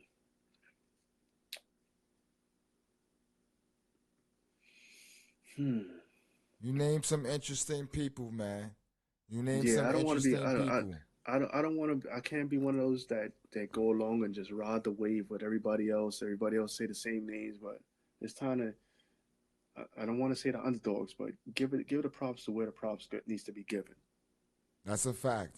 That's a You know. fact, man. Oh, now for the southpaw dudes, for the lefties out there, because I'm not as lefty, but Cost as a lefty, Ooh, um, sure indeed. SF1 team. One of the illest hand styles in my one of the illest hand styles in my opinion. Peace Queen, I'm doing an interview. Can I call you back? Yeah, definitely SF One Crew, Lower East Side. Yeah. I was a fan of his. His S is crazy. His F is crazy. But like one of the dudes that I admired his hand style. Word. Um, did I mention Dune No, you didn't. One of the ill hands too. Word. and Sir Uno Oh, with the Superman S? I already know. You said his name. I say his name the wrong way. I feel bad. I say a lot of people tags the wrong Yeah. way. But yeah, Sir Uno KGB. you know Sir exactly what Uno. you're talking about. There was, and then as I mentioned, I was mentioning him. I was going to mention someone else. Um, damn, damn, who was it? What's this dude? Oh, Spesh. Oh, definitely, definitely. Dope hand. I believe we had him on the Vandal Hour. If I'm not mistaken, we had him, ZC. I forgot the dude tag, ZC. Um, Mhm. Another person that writes with Special. I forgot who the other person was. I believe he had them all on the same episode. It was like three like Bay Ridge dudes. Three or four. We had like I think like from Sunset or Bay Ridge somewhere on that side. We somebody connected the dot for me, and I believe we interviewed them. I could almost bet $1 million that I did. But yeah, it's one of the episodes. Yeah, definitely a dude that stood out the box. I mean, there's many more. There's many more dudes that I could mention, but like you said, you just threw the wrench at me. So these are the names I could think of. There's many more that have contributed, but I have to go with those names that I mentioned just there. Yo, I want to speak to you about the military. Yes. Because you mentioned your man Shaw, so I want to go into that, but I also want to go into you joining the military. You know, how was it going from being anti the system to joining the military? Well, when it comes to joining the military, you could only do dumb shit for so long. Okay. And by then, I worked several jobs. And while in the process of working those jobs, I realized like I had met my wife, soon to be wife at that time, and I needed to find something that was a sense of stability. Um, I'm stepping away from the mic, but let me know if you can't hear me. All right? Give me 1 second. No problem. My bad. Nah, this is the Vandal Hour. Make sure you check us out on S.STREET Media YouTube page. Right now, we got an exclusive interview with my man Ader right now. So stay stay in I'm tune. back. He's back. Party. No problem, God. So basically, at that point, I was like, damn, I had been to Japan a few times, and I was like, by the time coming back to New York, I knew that I wanted to relocate out of New York. So I decided, yo, to join the Marines. So I woke up and walked into the recruiter's office, and they sat me down. It was like he pulled out like the 13 cards in front of you, like they do, and they're like, "Hey, this is your opportunity to travel." And I showed him my passport. I was like, "My man, I ain't here for traveling. You know, um, I need to leave." And he was like, "Oh, we have something called the delayed entry program. You could wait a year." I said I need to leave, and he said, "Well." I went in there on like let's say a Tuesday, and he was like, "Well, we have a delayed entry if you don't want to do the delayed entry program, we have a set that's shipping off next week, Tuesday." And I said to him, "What time do I need to be here?" And he said, he looked at me. That's when he saw that I'm dead serious. He was like, "Oh, I guess you don't need it." I was like, "I don't need to talk to nobody." I said, "What time do I need to be?" He was like, "All right, you got to take the ASVAB and take the test, physical, check your tattoos out." So they took photos of my tattoos. I had to write like a bunch of stuff on my tattoos, why I got them, what they mean. They ran it through like gang affiliation, see if there was any affiliation for that, and they couldn't pull my record because it was closed. And yeah, that was it. Next thing you know, I was on that yellow. I was on the recruiter came to pick me up at like 5 o'clock in the morning, and I was on that bus getting ready to go to Newark Airport. They brought us to Newark Airport, landed in South Carolina, and yeah, it was on and popping from there. Was it hard making that adjustment? Oh, definitely, it was hard making that adjustment because you think you've been doing things your way your whole life, and then you got somebody that's younger than you and screaming in your ears and telling you when to bathe, telling you when to sleep, telling you when to eat, counting you down. So that took something to get adjusted to, but I think I adjusted to it very quickly because I've seen many that weren't able to adjust to that life or to those situations, and I think if you could you if you grew up in New York, if you grew up in Brooklyn, not take away from any other boroughs, if you grew up in Brooklyn the time we grew up, you accustomed to, if you come from a home that's not stable, like a broken home, you know what's up with the ass whoopings, you know what's up with getting screamed at, you know what it is. So yeah, I adjusted to it. Yo, I'm speaking about the military, but you're you joined the Marines, so Yes. it's a different type of thing. Is it true like you could basically kill people with like your bare hands? um no That's no comment. this is off the.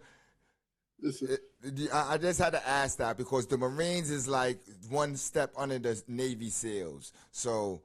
correct. So what like They're not, well, they're well, you want to say, you could say one step under the Navy SEALs, but the Marines are a department of the Navy. They fall under the Department of the Navy, although oh they're their okay. own separate branch. So they fall under the Department of the Navy. Yeah. So yeah, so do they teach you like killer tactics and shit like that? Oh Like yeah, with your like bare yeah. hands. They teach you it all. They teach you something like they give you lessons in what is called mixed marine martial arts.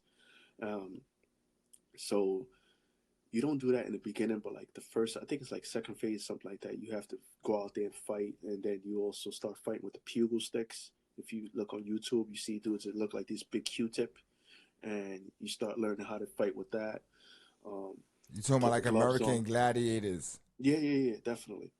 Drill instructors that put one platoon against another platoon, and they just go at it. Yo, Build your character. uh, did you have to do like survival shits, like go into like jungle area without Yes. like with the bare essentials and like have to survive? Well, you do that in the first time doing that was in the just before graduation. It's called the Crucible, where you don't sleep for like close to I think it's like 3 days. You go on minimal sleep, and so you don't go on minimal sleep. You work in a team, and yeah, you like basically a walking zombie. You know, using maps, trying to find things, crawling on the barbed wire while they shoot live round, basically kind of like live fire at you. Um, and you have to like crawl on the barbed wire with all your gear on. Dudes are half asleep. They can't really function. You have to work as a team to get to the finish line, and that's after you do that, then you cross the title and earn that Eagle Globe and Anchor. You know, so yeah, I'm happy to say that I went through it and I made it. Yo, have you met any writers in the military? Yeah, I met a few. I met a few dudes that write. How was that? How was that conversation? Um, I think it was interesting because like, there was only one that I met that was also a Marine, and then the others were, ironically, different branches of service. So, and we all served at different times, except for one who was also in the Marines at the same time as me, but we weren't in the same unit. But we was able to exchange, stories and talk, and I think that kind of like built a stronger bond in a sense because we were both Marines. Um, where it's kind of like me and Shaw, for example. Talk to me about your friend Shaw. I see you throw him up a lot. Um, talk to me about that relationship and what happened to him. So basically, when it comes to Shaw, I met him when he was probably like, let's say 17 years old. At that time, as I was supplying um, your store, I was supplying still scrapyard back then with a lot of supplies, a lot of markers and stuff like that.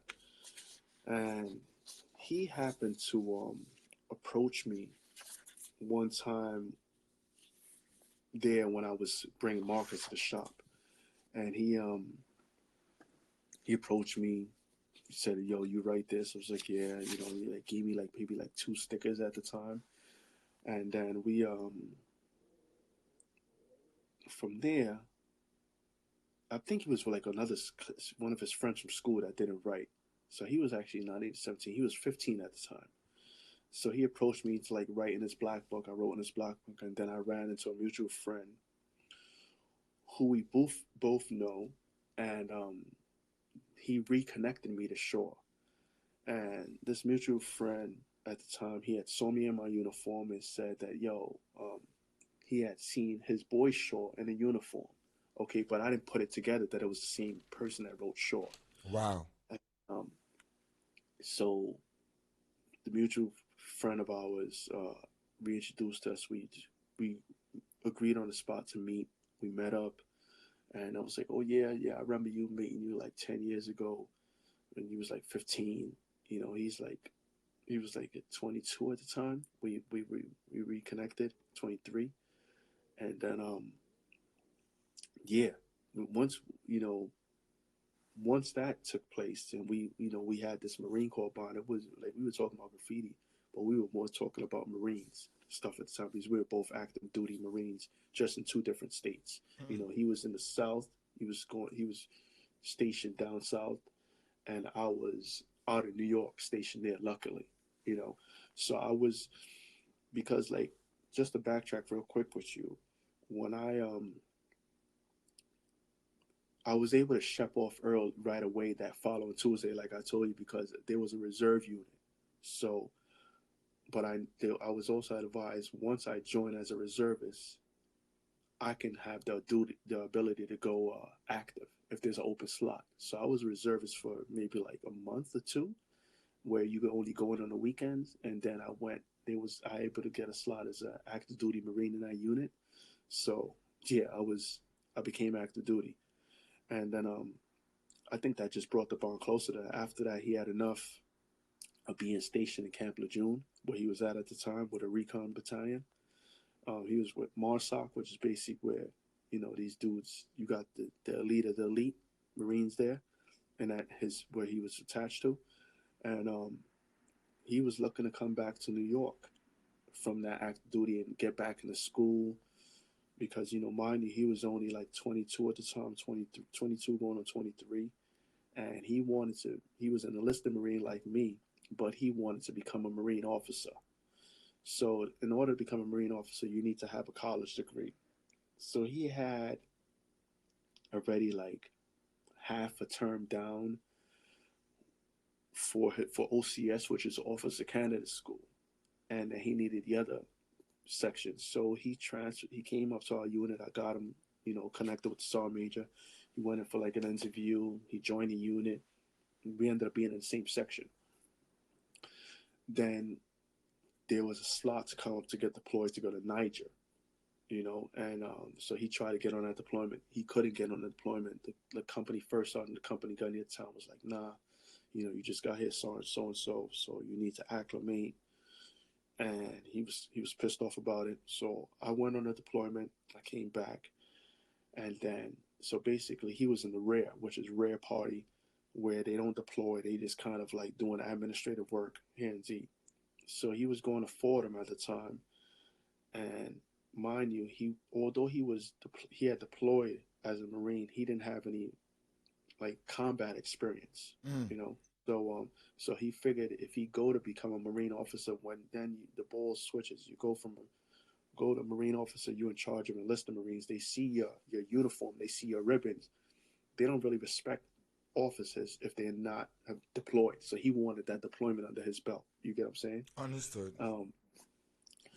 So what he did was he talked to like another Marine that we knew in like the administrative section, and Shaw is the type of person that's very gullible, and if he has his mindset to do something, he's gonna do it. So we had so he found a unit that was going to Afghanistan, and but it was an army unit, so they were taking a select section of Marines that wanted to augment. So he augmented to go with this unit. Means when I say augmenting, that means like, let's say this team is doing something and you want to join that team. Okay, so that's what augmentation means. Understood. So he basically he checked out of our unit and augmented to this army unit. So this army unit, they're going to Afghanistan, and he decided he was going to have a going away party. I'm not a fan of going away parties, so I didn't go to the going away party. But I decided to kick it with him prior to that, and we kind of like we had like an argument, and it was based on the fact that he had checked out the unit and he went to like go and do this volunteer for this shit to Afghanistan, and I was pissed off about it because at the time Afghanistan was very dangerous, and I was really concerned about him, and I was like, man, you just came to our unit, now you leaving, you know what I'm saying? And like, I think you should just chill out for a minute. But his mind was already made up. So we talked it out, we hashed it out, we squashed a little squabble over that misunderstanding, and he goes to Afghanistan. So he goes to Afghanistan. He got there a little bit after his birthday. It's like September 10th. So he got there a little bit after that. We would talk every day using Google G Chat back then. Text me how shit's going. Kuwait X, Y, and Z. So December comes around. I talked to him like on a Friday, and he's like, "Yo, I'm gonna go break and go get some food." And then when I get back, if you awake, I'll call you on the G chat. So it's like, I bet. So I go into my unit Monday morning. The blotter comes, some Marines killed in action. His name is on the list. Wow. So his name is on the list. And then, so me and like four other Marines, senior Marines, we got to go to his house and break the news to his father that he got killed in Afghanistan. So I was put on the Keiko detail, which was called like a Keiko if you've seen the movies. And we, You go to the crib of the person. Yeah. So knock on the door, present the flag to his father. And mind you, this is my man. You know what I'm saying? And so we did that. And then sorry if I'm my Understood. Understood. So then we drove up to Dover Air Force Base, and then they wheeled out the coffin with the flag over it, and we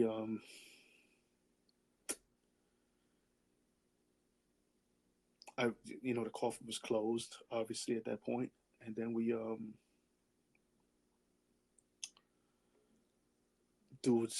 everyone does a slow salute, and then we escorted the body down. Me and his pops and his moms, we escorted the body back, brought the body back down to Brooklyn.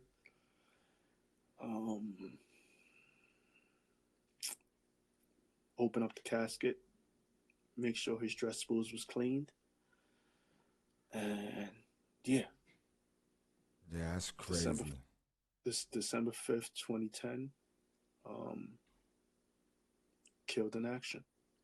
And he was killed by a V-bid. So basically, V-bid is when someone straps some dynamite or whatever explosive to their body, and they drove through where he was sleeping at. So like, I guess maybe like the army dudes or whatever, they tried to stop it, exchange fire, and it wasn't successful. So whoever the dude hit the brakes, they drove right in, and the car blew up. His cabin where he was sleeping at, his like living quarters, was the first one. So he got killed along with an army staff sergeant. That's crazy. And he only made it to he turned 24 September 10th. So he was dead a few months later. 20 days before Christmas of that year. That's crazy. That's crazy. On you spoke about doing collaborations with him when he was alive. Yeah. You did it. So, what was the collaboration y'all did? So back then, I was already into stickers. He was into stickers, but we wanted to get a printed sticker done. So we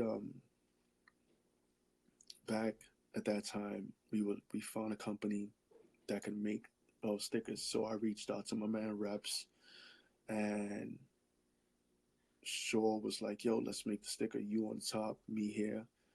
And then I sent Reps like both of our tags. He laid it out, and then we got them printed. We only got 1,000 printed, but we were able to saturate a lot of spots with those stickers, and that's the only official collab. Yeah, I mean, he's done Handstyle collabs with a mutual person, but aside from that, that was the extent of his like printed collab. That's the only printed official collab we did. What was his crew? ATM. I think it was originally maybe he's something he started with his boys, but then he ran with it. Like how it is. When you in school, your boys right, then you take over a crew. So that was basically it. ATM. It stood for all that matters, and originally alert the masses. Rest in peace to the brother Shaw. Word. Rest in peace. We while we was talking, I put up the picture of you doing the A in the military, man. Talk to me a little bit about that picture. Okay, so that picture was my third deployment to Africa, and so that's why you see I'm dressed in the desert utility uniform with the boonia cover on because it was fucking super hot out there. And so I'm in Africa, and we're on a deployment out there doing a workup, and I didn't smoke cigarettes, but basically Marines who smoke, you have to dispose of the cigarettes into like the ammo cans. So we would take the ammo cans after using them on the range, and then all the cigarettes were going there. So Company Gunny had gave the kind of spray paint to one of my junior Marines and told him, come see me, which I was the NCO at the time, which is a non-commissioned officer. I was a sergeant, and he had a stencil and he had to spray paint all the ammo cans, and I had to tell him where to put the ammo cans at. So once he was done with it, that was the first time I saw the spray can, which was the cherry red Krylon, right? Which is of all spray paint, a cherry red Krylon. The picture is crazy though. The picture is crazy though. So a cherry red Krylon, and then of course the junior Marine was like, "Yo, Sergeant, so what do I do with this spray can?" And so I was like, "Yo, let me hold that. I'll keep it for safekeeping." So he had that, and he had a Krylon gloss swipe. Why would the Marine Corps have these two Krylons? I don't know, because they have their own type of military paint, as it is. Every flavor under the sun. But why did they have these two Krylons? I don't know. Okay, so I took this junior Marine with me, and I said, "Yo, we're gonna take a walk." And I don't know, that young Ader Brooklyn mentality pops back in. Mommy, I'm in uniform in a foreign land. Okay. Why did we start walking? Some lookout a little bit. I took like maybe one tag with him or two, and then he went back, and then I went back out at night while everybody's sleeping. So I'm walking with my rifle across my back, and I'm walking through certain areas, and I'm just doing fillings around the entire compound, smacking mad fillings. And then, so I'm smacking a bunch of fillings, smack a bunch of tags, and then I go back during the day, I'm like, nah, I gotta take photos of this shit. You know what I mean? So, yeah, that's the story behind the picture. Yo, that's crazy, man. That's crazy, man. Since you've been in the military, you got to see a lot of the world. Mm-hmm. What place you feel has like a great graffiti scene? Paris and Japan. Talk to me about both. Paris, because they kind of just, it's like a free fall. It's like the 90s of New York out there. Shit is grilled, it's destroyed, fillings everywhere, tags everywhere. You could paint in the daytime, nobody's sweating you. I mean, you could like literally go up on the game and just do fillings, and just people just mind their business. I think trains are still getting painted out there. So that's what I like about Paris. Japan, on a sense, which is supposed to be a non-tolerating of graffiti, it's very saturated. Certain areas, it's very saturated. Excuse me, very saturated, very grilled. So those are the two places that I feel. I mean, Italy is also grilled, but Paris and Japan are two places that they really bout it. Yo, I always, I haven't left America, so, you know, I didn't get that experience. And I know a lot of people who watches our show, they didn't have the finances or the capabilities of Mm-hmm. being able to go to like different places and like the military. I have a lot of family that's military. Mm-hmm. They've seen the world more than Mm-hmm. most of the family members. You Right. know, um, you talked about Japan, Hmm. and you live out there. Yep. How was it for you making that adjustment to living out there? The judgment was very easy because I had visited enough, and the part might have been regarding language, which is still a work in progress, but I'm able to navigate way more than 24 years ago, where I was walking around using a dictionary to talk, and not an, and not an electric dictionary, a handheld little English Japanese dictionary that I was using. But yeah, I think it went smooth. It was a work in progress, and you just got to have tough skin. And if you have the will, you have the will. The will's away, and I'm I'm, I'm here swimming. New Yorkers, we ain't gonna sink. We gonna swim. Facts. Especially you come from Brooklyn too. Especially in Brooklyn. Yo, when you first started living in Asia, um, Hmm. how did you enter into that art scene? Because I see your shit. You've been collaborating with so many companies out there, so many different situations you've been moving in out there. How did that even happen?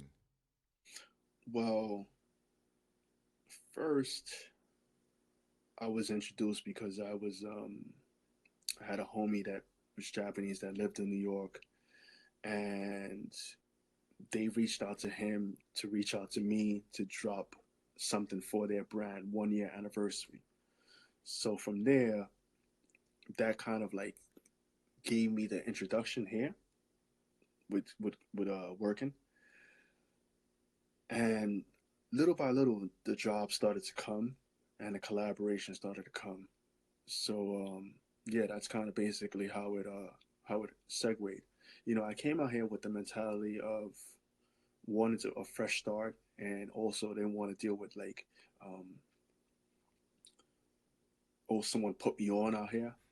True indeed. So it's kind of like a pride thing in a sense where it's like, oh yeah, I put him on. No, I didn't want that. So it's also became a handicap, and it's also been a clutch for me because still looking to work out my part for that. But it felt good to come out here and be able to get that props and that recognition. That it was kind of hard because situations back in New York, it was very difficult to obtain there. That I was able to come out here and get a fresh start, no biasness, and just get to it.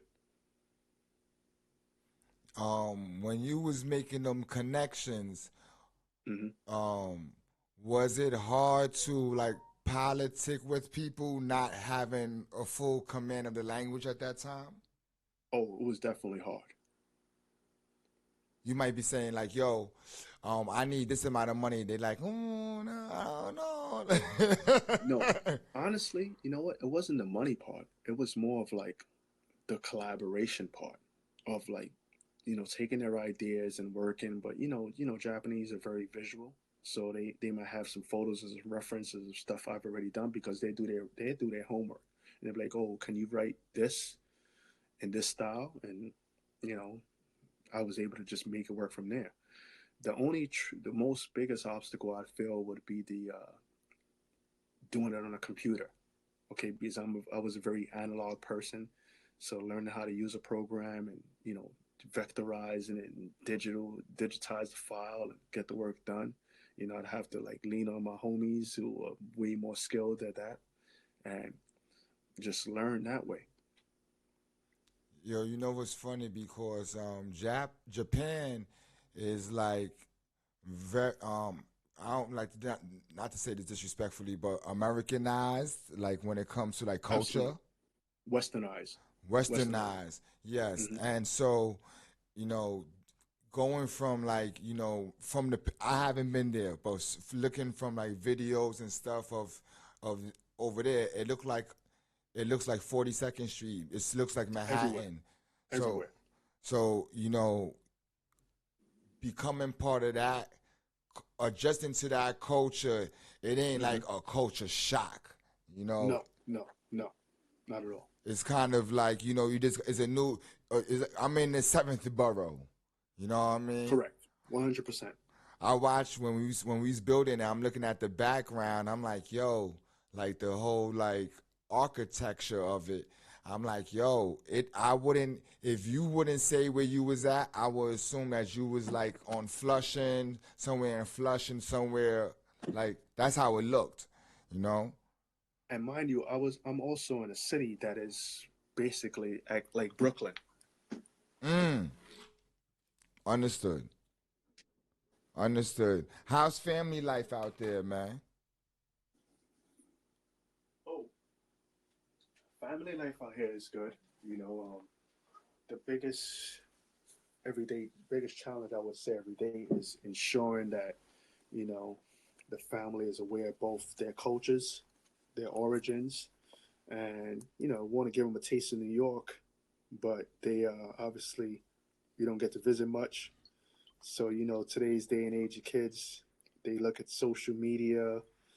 You know, they ask me some questions. Is this what this is like? If this what this, you know, these kids today, man, they use TikTok and Instagram and all that shit as their encyclopedia. You know what I'm saying? True indeed. Yeah, I was gonna like you know that leads into like what I was gonna ask you like how you feel about like the internet and graph. The internet and graph. In what aspect? In the aspect of it is a different monster. Like, you know, as you said earlier, back Yeah. then you had to earn your bones. You had to walk through the streets. You had to physically be out there. Mm-hmm. Nowadays, that is not the main part no more. Like a lot of people are more internet savvy and Mm-hmm. more uploading just content onto the internet than actually walking through through multiple neighborhoods. Okay. So let's say I could do a filling in my basement on a brick wall and upload it online, and dudes is putting fire emojis under that. Okay, so that's like an instant notification without from the comfortability of your phone. Okay, for our era, you know, like I said, you had to be outside. You had to go and visually see things. You know, a lot of things was, you know, if you're not down, you weren't put on. People weren't sharing game.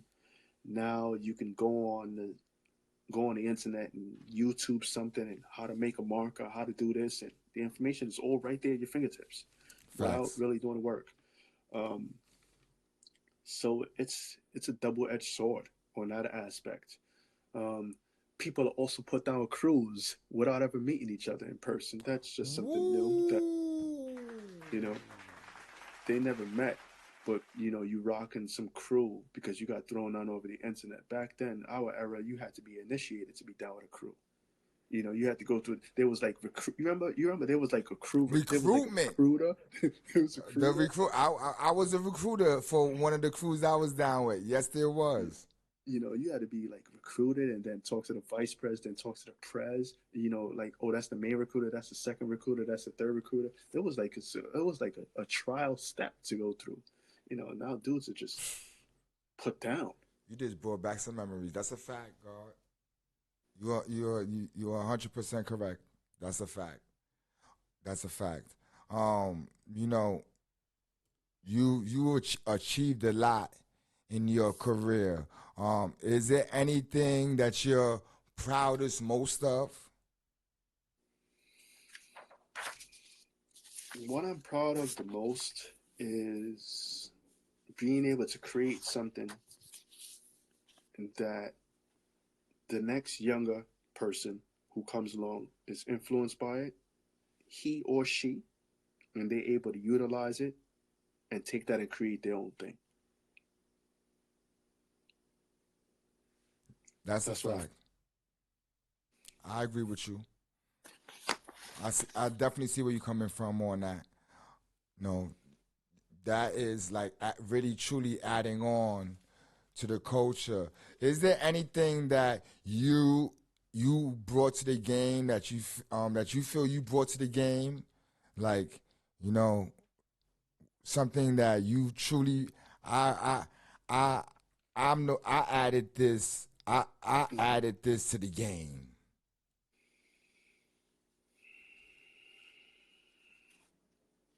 Humbly, humbly, Hum, humbly. I hum, gotta say that to all the humbly.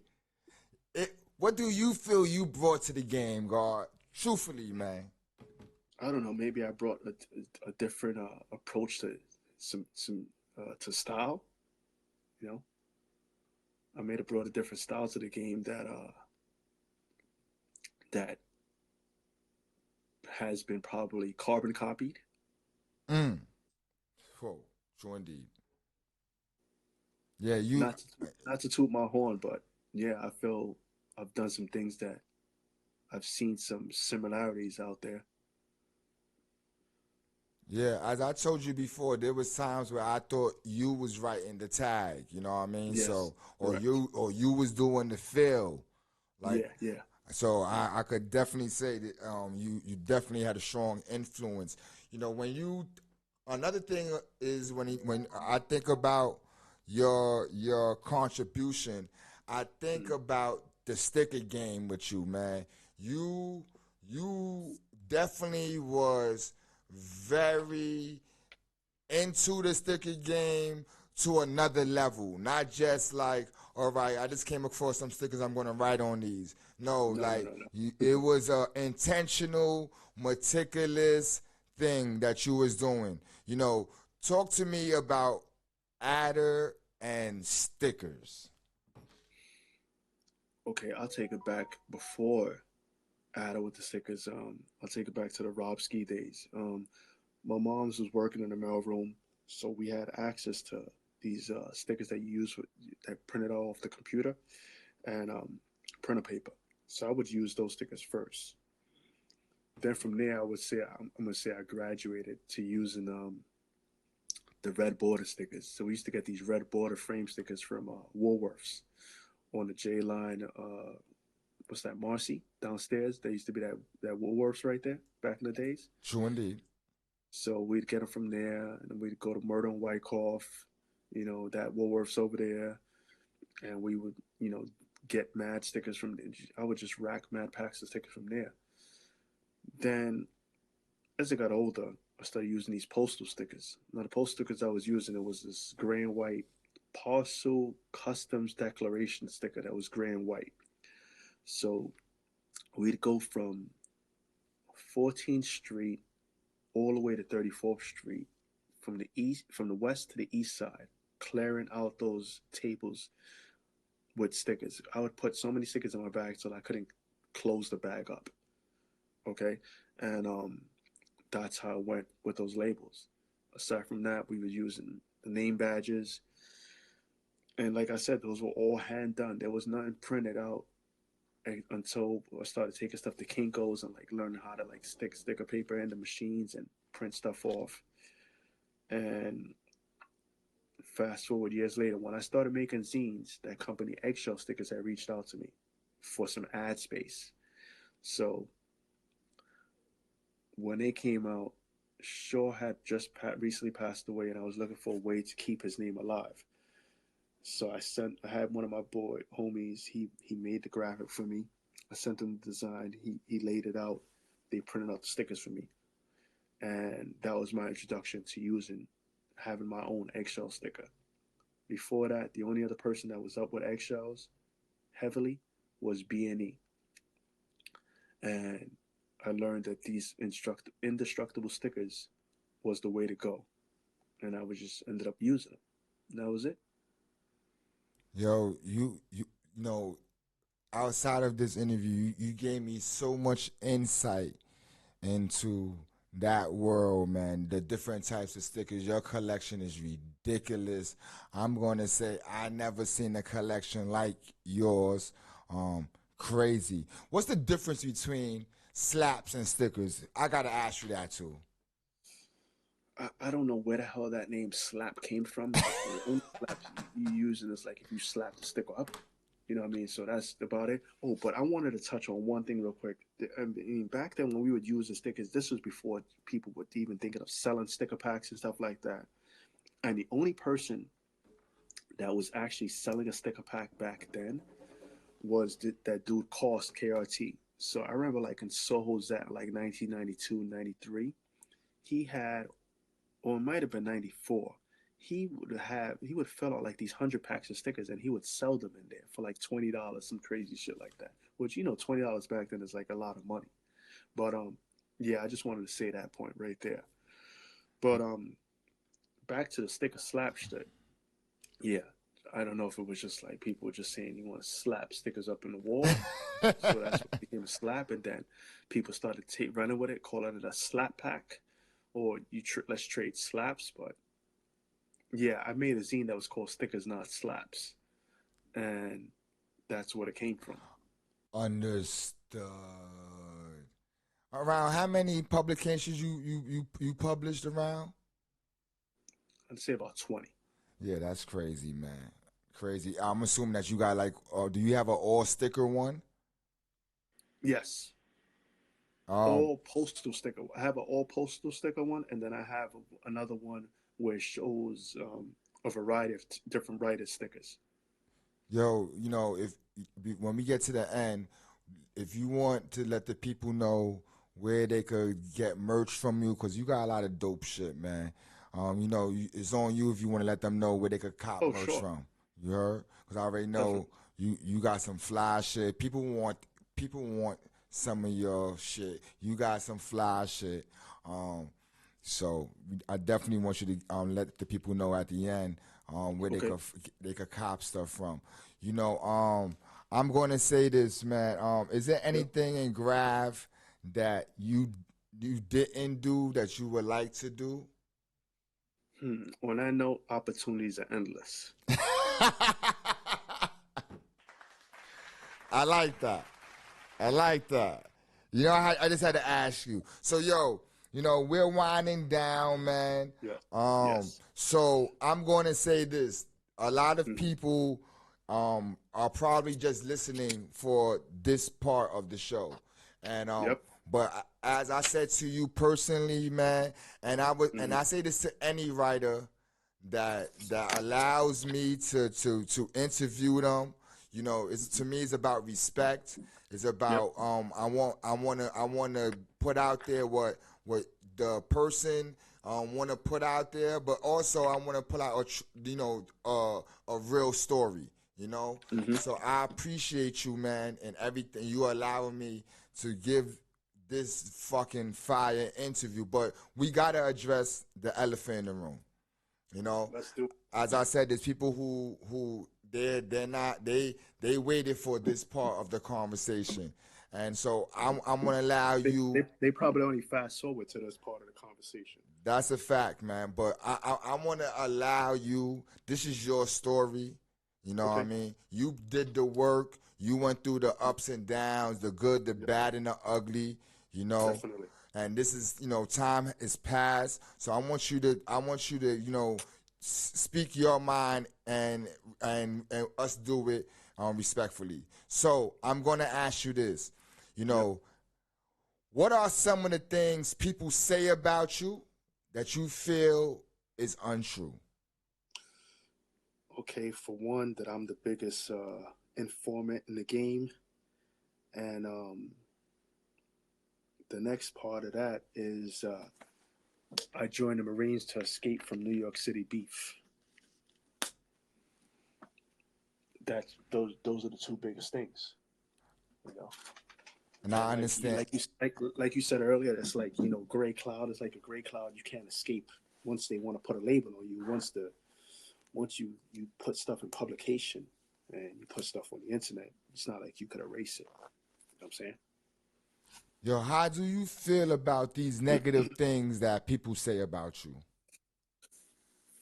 Well, to simply put it, if you were not there on the scene, if you wasn't present, then you have no say. Especially the new jacks who started writing and utilizing the internet now, making Wikipedia pages online to gossip one-sided versions of situations. You really don't have no say, you know.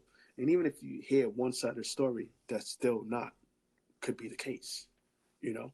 So I'm just going to start to address it now.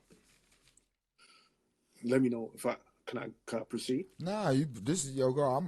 We building talk. Okay. So basically, the first main situation started around like 94 with another very well known writer. Okay. So me and this writer, we worked together, which is true. We worked together, and we're both teenagers. We take the train one day coming back from work on like a Friday. So we take the train. So we're on the J coming back to Brooklyn. So while we're on the J train, I decided to pull a can out that I had racked earlier today. So I pull out the can, and immediately they took a tag first. So they took a tag on one side. We were standing between the cars, which was, was a wild thing to do back then, but Sure we just indeed. did it. Train is packed Friday afternoon, so he catch a tag first. I catch a tag. So then the train pulls in. Is it pulling into from what's the stop after? Is it Flushing? Woodhall Hospital? That's Flushing, right? That's flushing. Yeah. So his train's pulling from Flushing into Myrtle. So he's facing me. So basically, if we're standing between the cars. So he's standing on one side of one train. I'm standing on one car. So we're facing each other. So I said, "Yo, those are D's right there." So the train pulls into the station, and next thing you know, so he throws the can down to the street. And this is a Friday afternoon, mind you, rush hour. Okay, he throws the can down to the street. The train is going towards Broadway Junction. So he did some fucking Spider-Man shit, and he jumped in between the cars to the opposite side. So they grab up my fucking I'll never forget this. They grab up my CPRL 92 rugby. Oh you know, wow. so this cop like they wearing t-shirts. He like grabbed up, he like yoked me up on my rugby, like pulled me off the train. And then by the time they got the word, they realized like, oh shit, this nigga just jumped on the opposite side. So he got downstairs pretty quick. So they pulled me off the train, and we're going down the stairs. Me and the cops. I'm not cuffed yet, but they just holding on to me. They're like looking for the spray paint. It's like, where's the spray can? Spray can's gone. Where'd your friend go? I don't know where the fuck he went. You know what I'm saying? So these niggas is tight. So we go down the stairs. As we get to the bottom of the stairs, I happen to SF is walking with some chick, just randomly, because this would be the least of all places I'd expect to see SF. Wow. So SF sees me with the cops. Mind you, the dude that I was with that this shit popped off with originally, he's like running off somewhere. So the cop, SF, like tells the cop like, "Yo, but why you holding my little cousin? Oh, this is your cousin. What's his name? Well, we holding him because he's writing on the train." And so SF was like, "Yo, he didn't write on no train.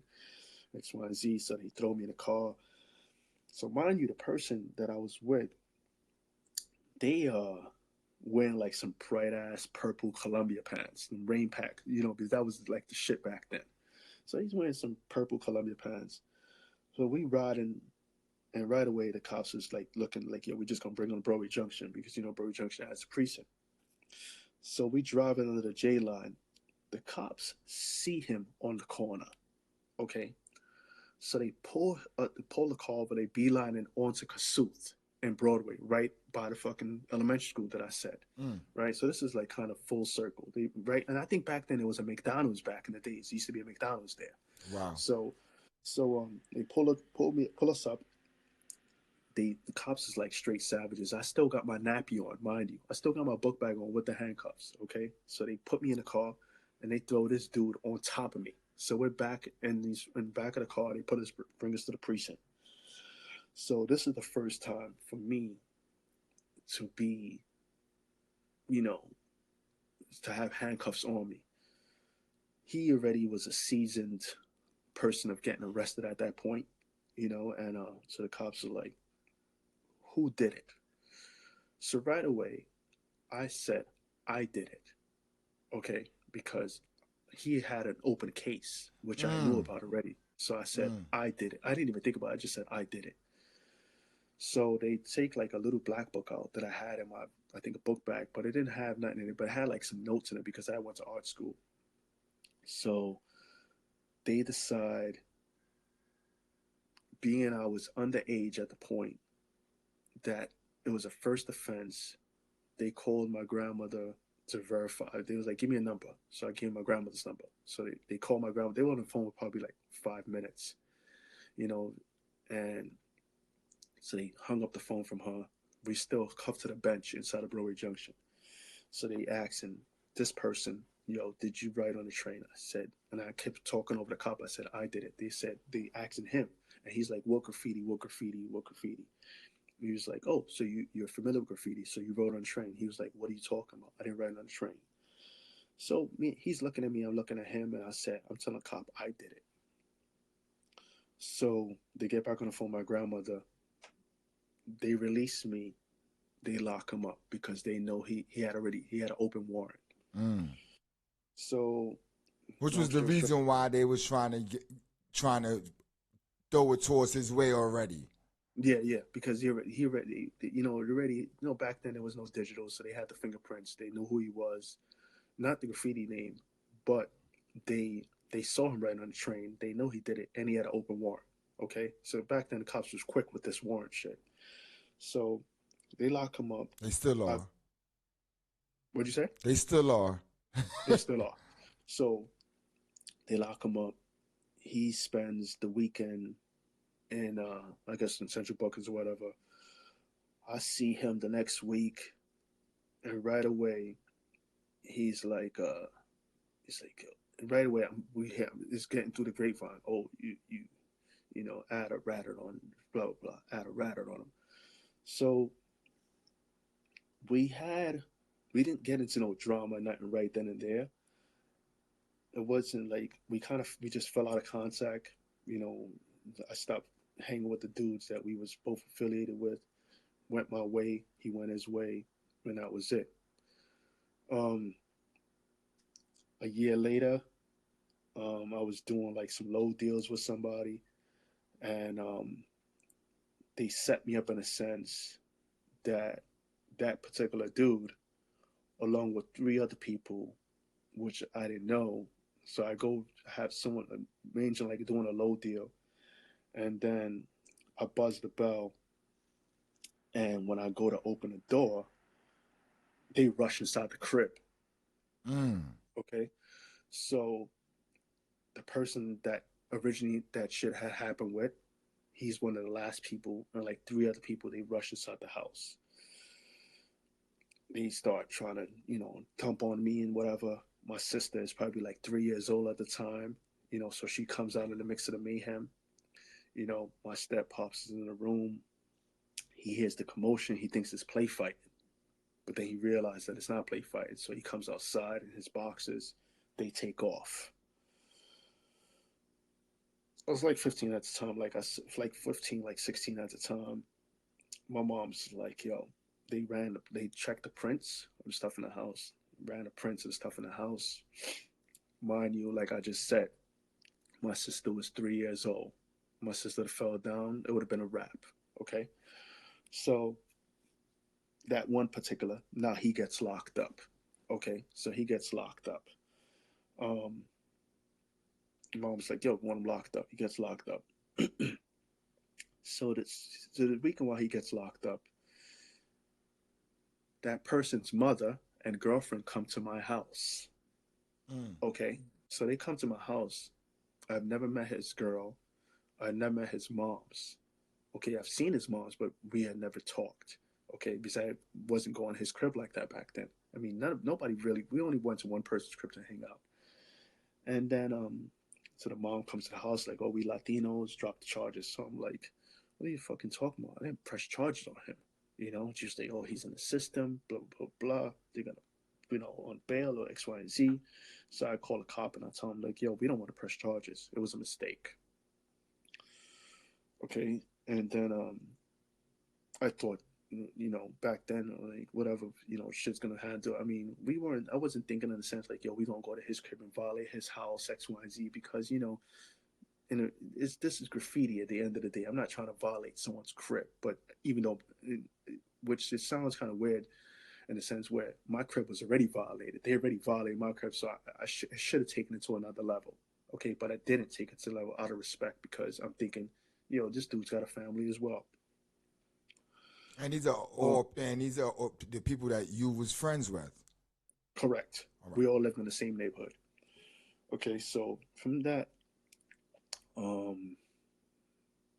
of course, I went to school in the city. He went to school in the city, but the only difference is I went to school in the city in an area where everybody that I went to school with and I hung with or became affiliated with, they all had beef with him and his peoples. So that kind of didn't really fly over so well because now I'm hanging in the city and I'm hanging with dudes that got beef with people in my neighborhood, but I thought it was fun. It felt fun with me because I had beef with the same dudes in my neighborhood. Okay, Understood. So I see it as like I ain't taking a loss. Like I don't fuck with these dudes to begin with. I already got beef with them. So, and mind you, I'm in a city where I'm basically dolo anyway. Okay, so that was that one incident. So that became a whole turmoil of just beef. This is when it Then becomes the other shit that we was this one talking about becomes earlier about yeah. when you had to look over your shoulder now. So now after that shit, my crib rushed. Then eventually it started getting to the point where I started getting tags taken on my front building. Um, One dude who passed away, he was with them one time. They caught tags on my crib and left a true blue Krylon in front of my house that they all caught tags on, which is the stupidest thing you could probably do. And then I don't think I made matters even better because I started teaming up with dudes from the Bronx who had beef with them, and then I was like, yo, fuck that. These days they do a road on my crib, so I brought dudes to their crib, and they caught tags on their crib. You know, It was a war going on. there was a war going on. And then ironically, the night that this is the first time I'm telling this part of the story. Um, so we out and we driving around in the car, and we driving down Gates Avenue. Okay, so I remember early in the night there was no tags on this gate, but when I come back, there's tags on the gate. The tags look wet. So can I say who points out the tag? Well, matter of fact, I'm not going to say any names. Okay, um, so my man goes, "Yo, hey, that tag wasn't on that gate." I said, "No way." So we pull the car over. He jumps out. He touches the gate. His hand nearly sticks to the gate because the paint's still wet. Wow. I said, "Yo, there's three dudes down the block.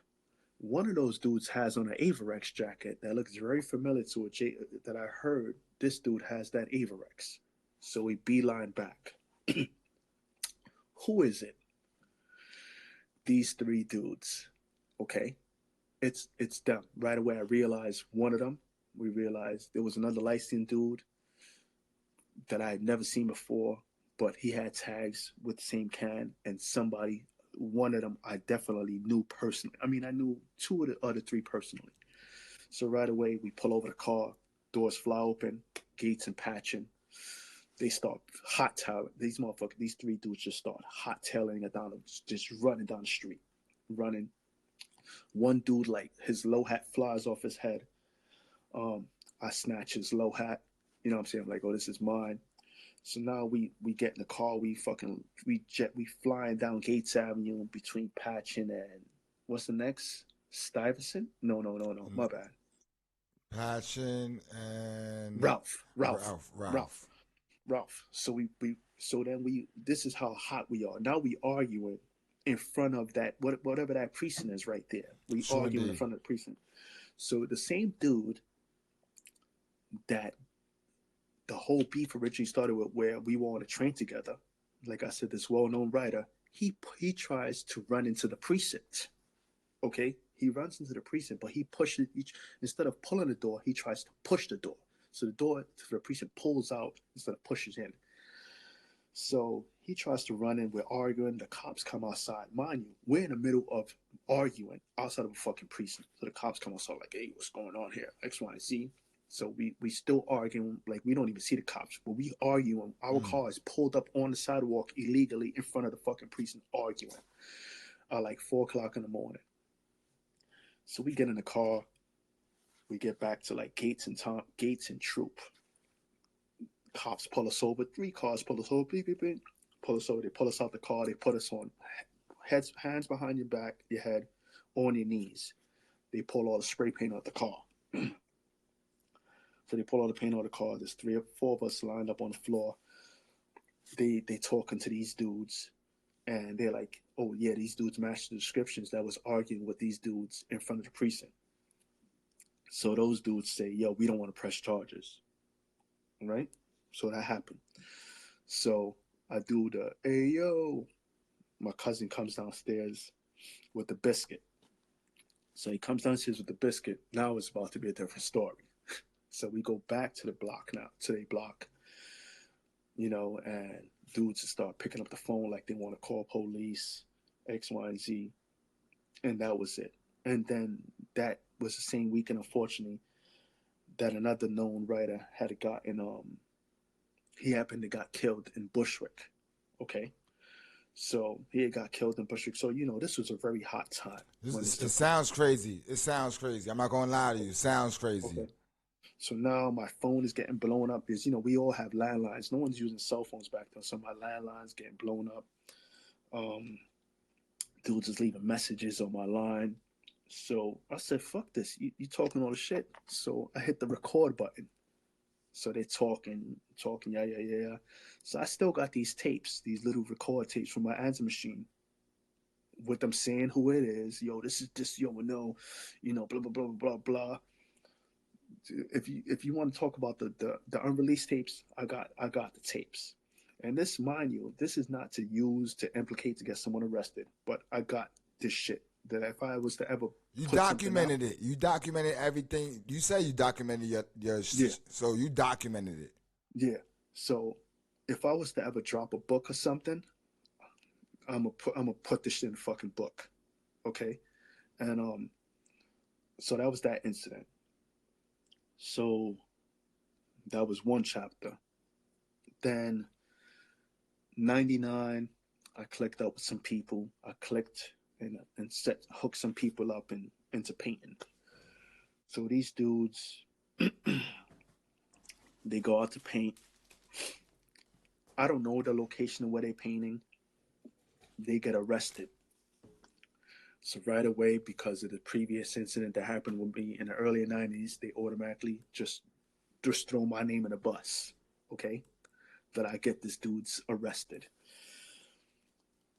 I didn't find this out until maybe 2004, 2005. I get a phone call randomly from one of the dudes who I was painting with back then who got arrested. He got my number and he called me to apologize. So he calls me from Hawaii to apologize to me for falsely accusing me of something that I had nothing to do with. So the main dude that they were gunning for when they arrested these 4 guys, he had got into a car accident around the same time.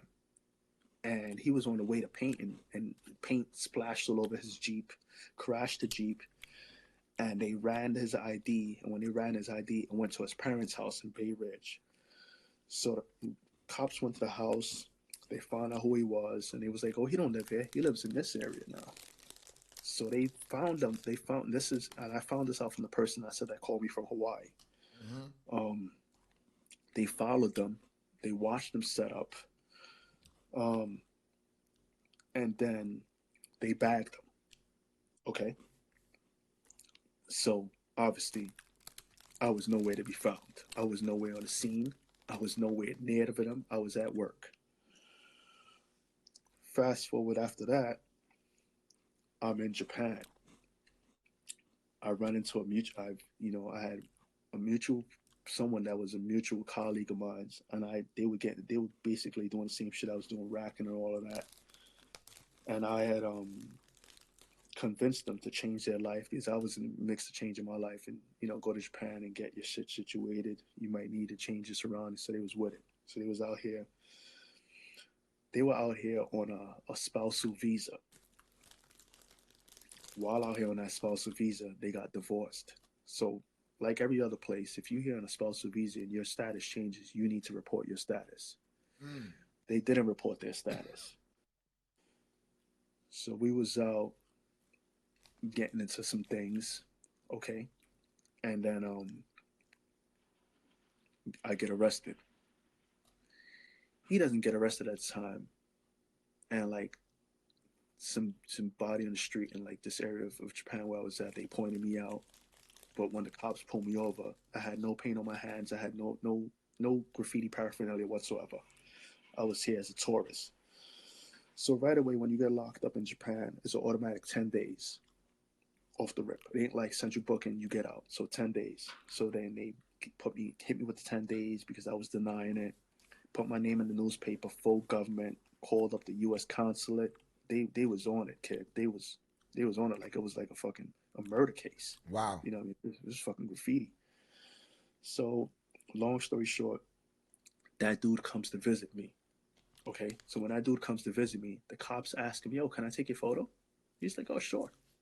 So they take his photo, which is, if a cop is asking you to take your picture, why are you letting the cop take your photo?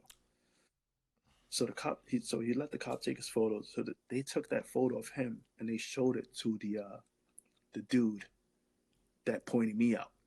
Okay? And he was like, yeah, that's him.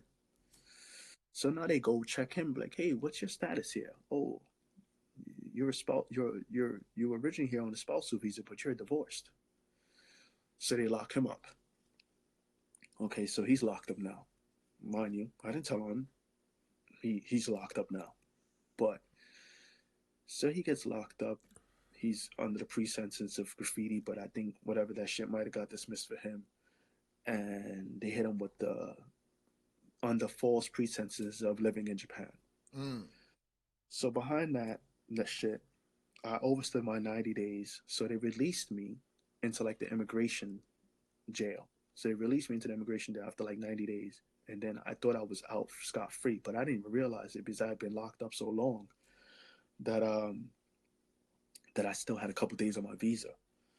So my wife called one of her friends. Her friend happened to be luckily coming to visit their family in that area where I got locked up. So they got me bailed out. I got my ticket back. And they turned me over to the immigration officers and told me, I was like, you figure like mid-20s. Then they told me that I was not allowed to enter the country until I was like 75 years old. That's what they told me. What? Right off the rip. What? So I ended up doing like, I don't know, like close to 6 months. So you figured from July, yeah, I was locked up like 6 months here in Japan for that. Not to cut your wisdom, how was it being locked up in a Japan prison? I slept on a tatami mat.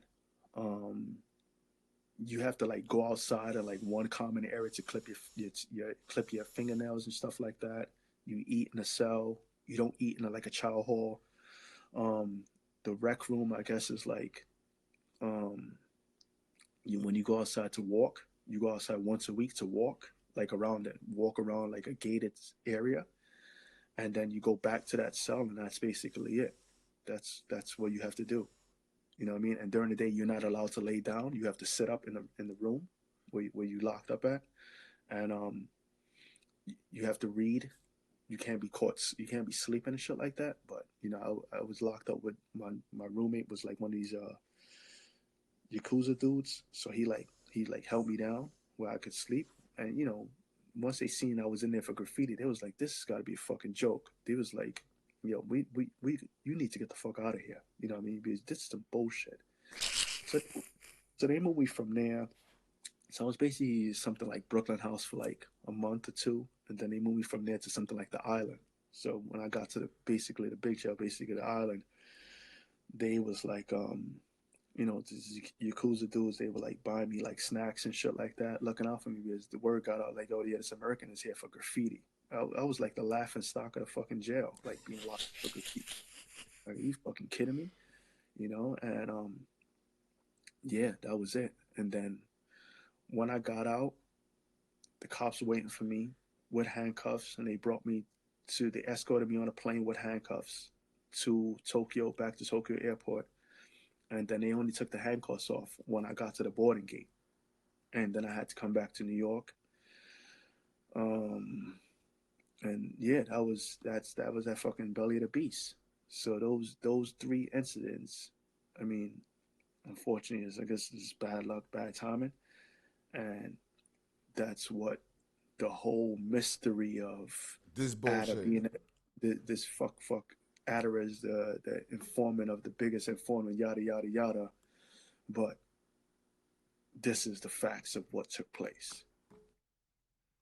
Yo, I so appreciate you for even giving the insight into that. And just so people could know, I just want to say that just so people could know, Yeah. I never even asked you the story. No, I've So never even told the story. and so just let y'all know that this wasn't something like I thought of and no, I didn't even ask him. The question was open for him to interpret the way he wanted, and he took it the real way. So to everyone, I just want to say that this wasn't. It was fucking pure. That came from him. So, I appreciate that, God, and you know, I didn't want the interview to be marred by just one conversation, you No, know. no, no. So Because it's the elephant in the room. yeah, but and I'm glad. Let me say, during these hard times, man, that you was going through, man, with all of this cloud over you, who were some of the people, writing wise, who've always supported you no matter what? Um, I'd say my immediate family. You know what I'm saying? That wrote, and without saying, I mean, I don't feel, I need to say names, but my immediate family, because eventually, there's dudes that be on a team that be acting like they with you, but then they talk shit behind you, but then they smiling in front of you. They start talking shit to other people, but meanwhile, I'm riding with them, but they just talking shit behind my back, but smiling in my face. So I'm gonna just say the ones that that I keep in contact with, even if we don't talk every day, those are the ones I hold dear. Some of them, from Willie B, you know, A1 since day one. You know what I mean? You're one of those, you know. You Um, already know, God. and even if we wasn't on this podcast, you one of those, you A1 from day one. I mean, the proof is in the pudding right here. You it wasn't like I was in your DM or anything like that. Yo, I need to get on the show.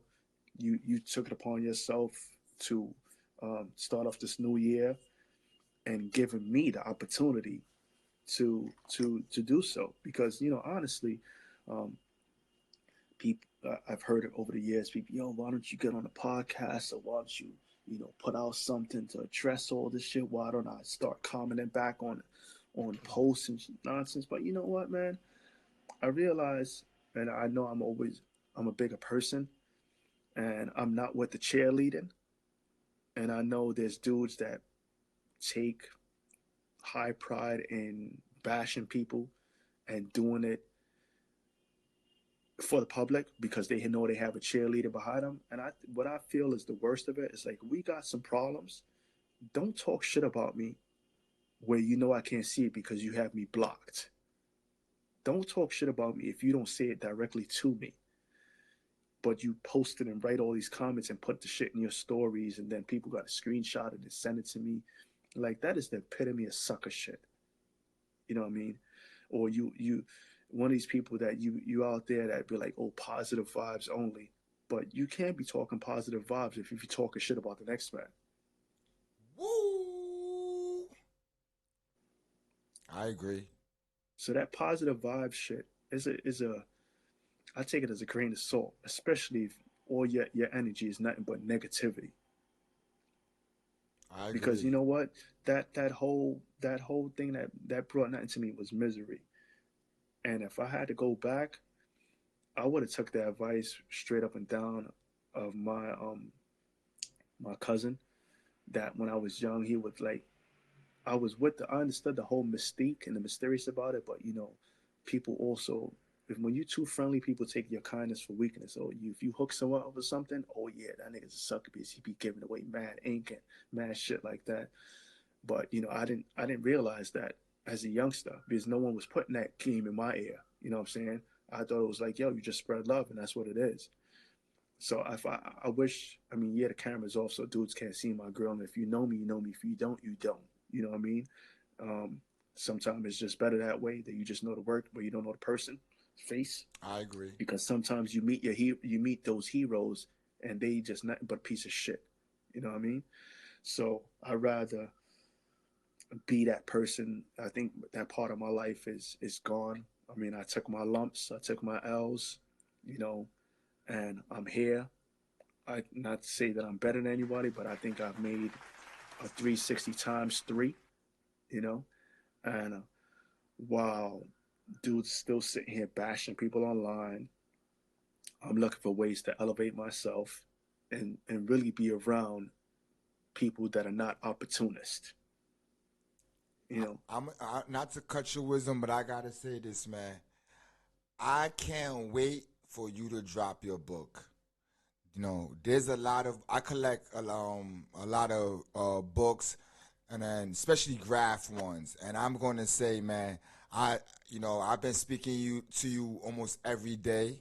You know, yeah, just building this. We've been building this conversation that we're gonna give to the people, and again, thank you for helping me build this. Um, I I know that my mind just went somewhere else, but the mm-hmm. book will be it will be fucking Times bestseller. Like you have your documentation of your journey is in intense in extensive. You remind me of STEM YNN because your dudes like you saved everything, man, and so I know your story will be great, and it'd be so interesting to hear, to hear them. You really go be like this is a little. We just did a little smidge of 3 hours, but we talked for like 2-3 weeks, and Yeah, and so I can imagine a book's worth of conversation from yourself because we only did 3 hours, but in yeah, actuality, it was more than 3 hours that we yeah. talked. So And the thing is, with now, not to cut your wisdom off, is the fact that one, you know, you got to understand this is like that a knot in my stomach that I've held on to a long time, where I don't want to say I haven't been awarded the opportunity.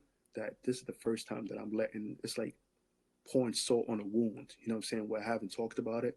So this was like it was. I can't even front, man. It was depression behind it. You know, and I just people you could say avoiding it. I just didn't want to entertain it, but I felt now that me coming on here and voicing and saying what I gotta say, it just gives me the feeling of I don't know a sense of liberation. You know what I'm saying? Like a weight off my shoulders. I dig And it. I appreciate you and the platform for giving me the chance to get this dead weight off my shoulders. You know what I'm saying? I feel good. So now comes the music, the chime in, the comments, and the anonymous, whatever you want to talk. But my page is open. Get at me. You got something you want to say. You got something off your chest you want to say. Come hit me.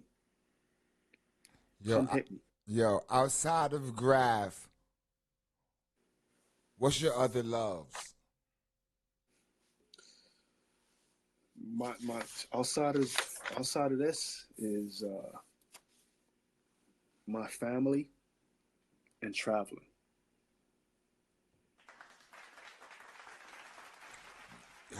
The traveling part. Mm-hmm. If you could recommend a place for a person like myself who never traveled outside of the United States, if you can give me advice on the first place that I should go, where would you tell me to go? Well, before recommending a place, you have to know what type of research you're looking to do. I don't want to get kidnapped. Well, I would say go to Europe. If it's not Asia, go to Europe. Go to Asia or Europe. Go to some place where you're going to be appreciated, where you're going to be celebrated, where you're not going to be shitted on. You know, where they feel you come in there, you go in there and you visiting them, they see it as a sense of hospitality. So they see you there to learn something, and they expecting you to teach them something. So go somewhere where you can share something, and also you can leave. You could go to a place where you're able to discover better than the way you found it, and also be able to leave something there. So it's each one teach one. I agree. Yo, any last words you want to say to the people, man? Keep it 1,000 all the way. If you ain't 1,000 with yourself, you can't be 1,000 with anyone else. And every day is a new day for you to take the opportunity to be better than yesterday. So pay it forward. For the youngins out there that come up to you, don't shit on them. All of y'all out there should have had enough experience in the game that you could teach something to the youth that you wasn't put on with.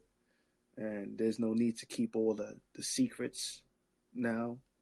You know, spread love out there for the youth. Put them on. School them the right way. Don't give them some biased nonsense. Don't try to fabricate stuff in their head. You know, yeah, they gotta crawl before they could run, but help them to make the transition to what they're doing is better.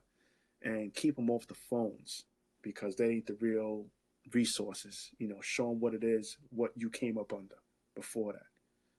Because at the end of the day, where would your career? The question is, where would your career be if you took away the social media? Would you really be able to stand down on your 10 or not? I know I will, because I was outside before social media. Yo, if you was still doing this, right, and like the old Ader, if you was in your heyday, would you be one of them dudes that do this shit off the side of the building that they doing right now? Absolutely not. You know, I had to ask your opinion, baby. I had to. Yo, man. I need some footing under me. I'm sorry. I mean, I'm with the rock climbing. I'm with it. But nah, dog. Not in New York City. You hang out with somebody one day, you might get your ass smoked for that one.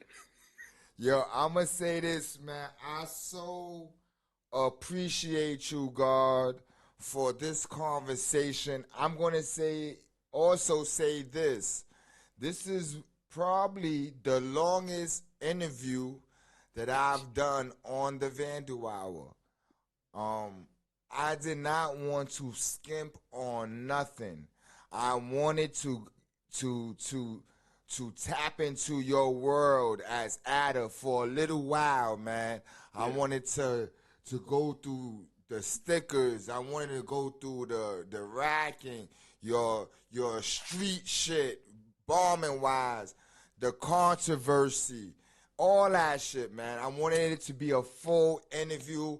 Like I can't even front. I'm gonna sit down and I'm gonna watch this like the Cat Williams interview.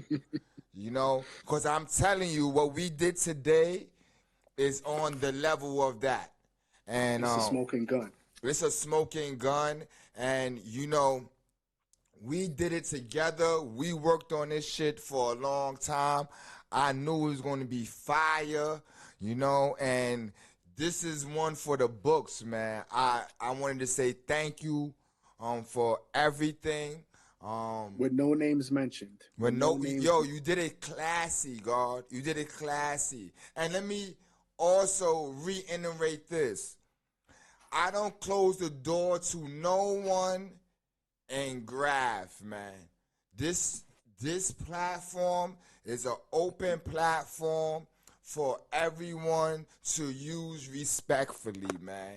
This is for the people who want to have an intelligent conversation with a little bit of ratchetness and a little in it, but intelligent conversation. I'm not into stamped questions. I'm into the psyche of a writer, and so this platform is open to every and anyone, man. I think the only thing that I probably wouldn't fuck with if somebody did something to a child, and I know up front. I'm not gonna lie to you. I wouldn't feel comfortable doing it. Not to say I won't do it, but I wouldn't feel comfortable doing it myself. So this is an open platform to everyone. So everybody who's watching the Vandal Hour, man, if you want a real in-depth interview, you want a good conversation, you want some insight and history into the game of writing, aka graffiti, tap in with the Vandal Hour.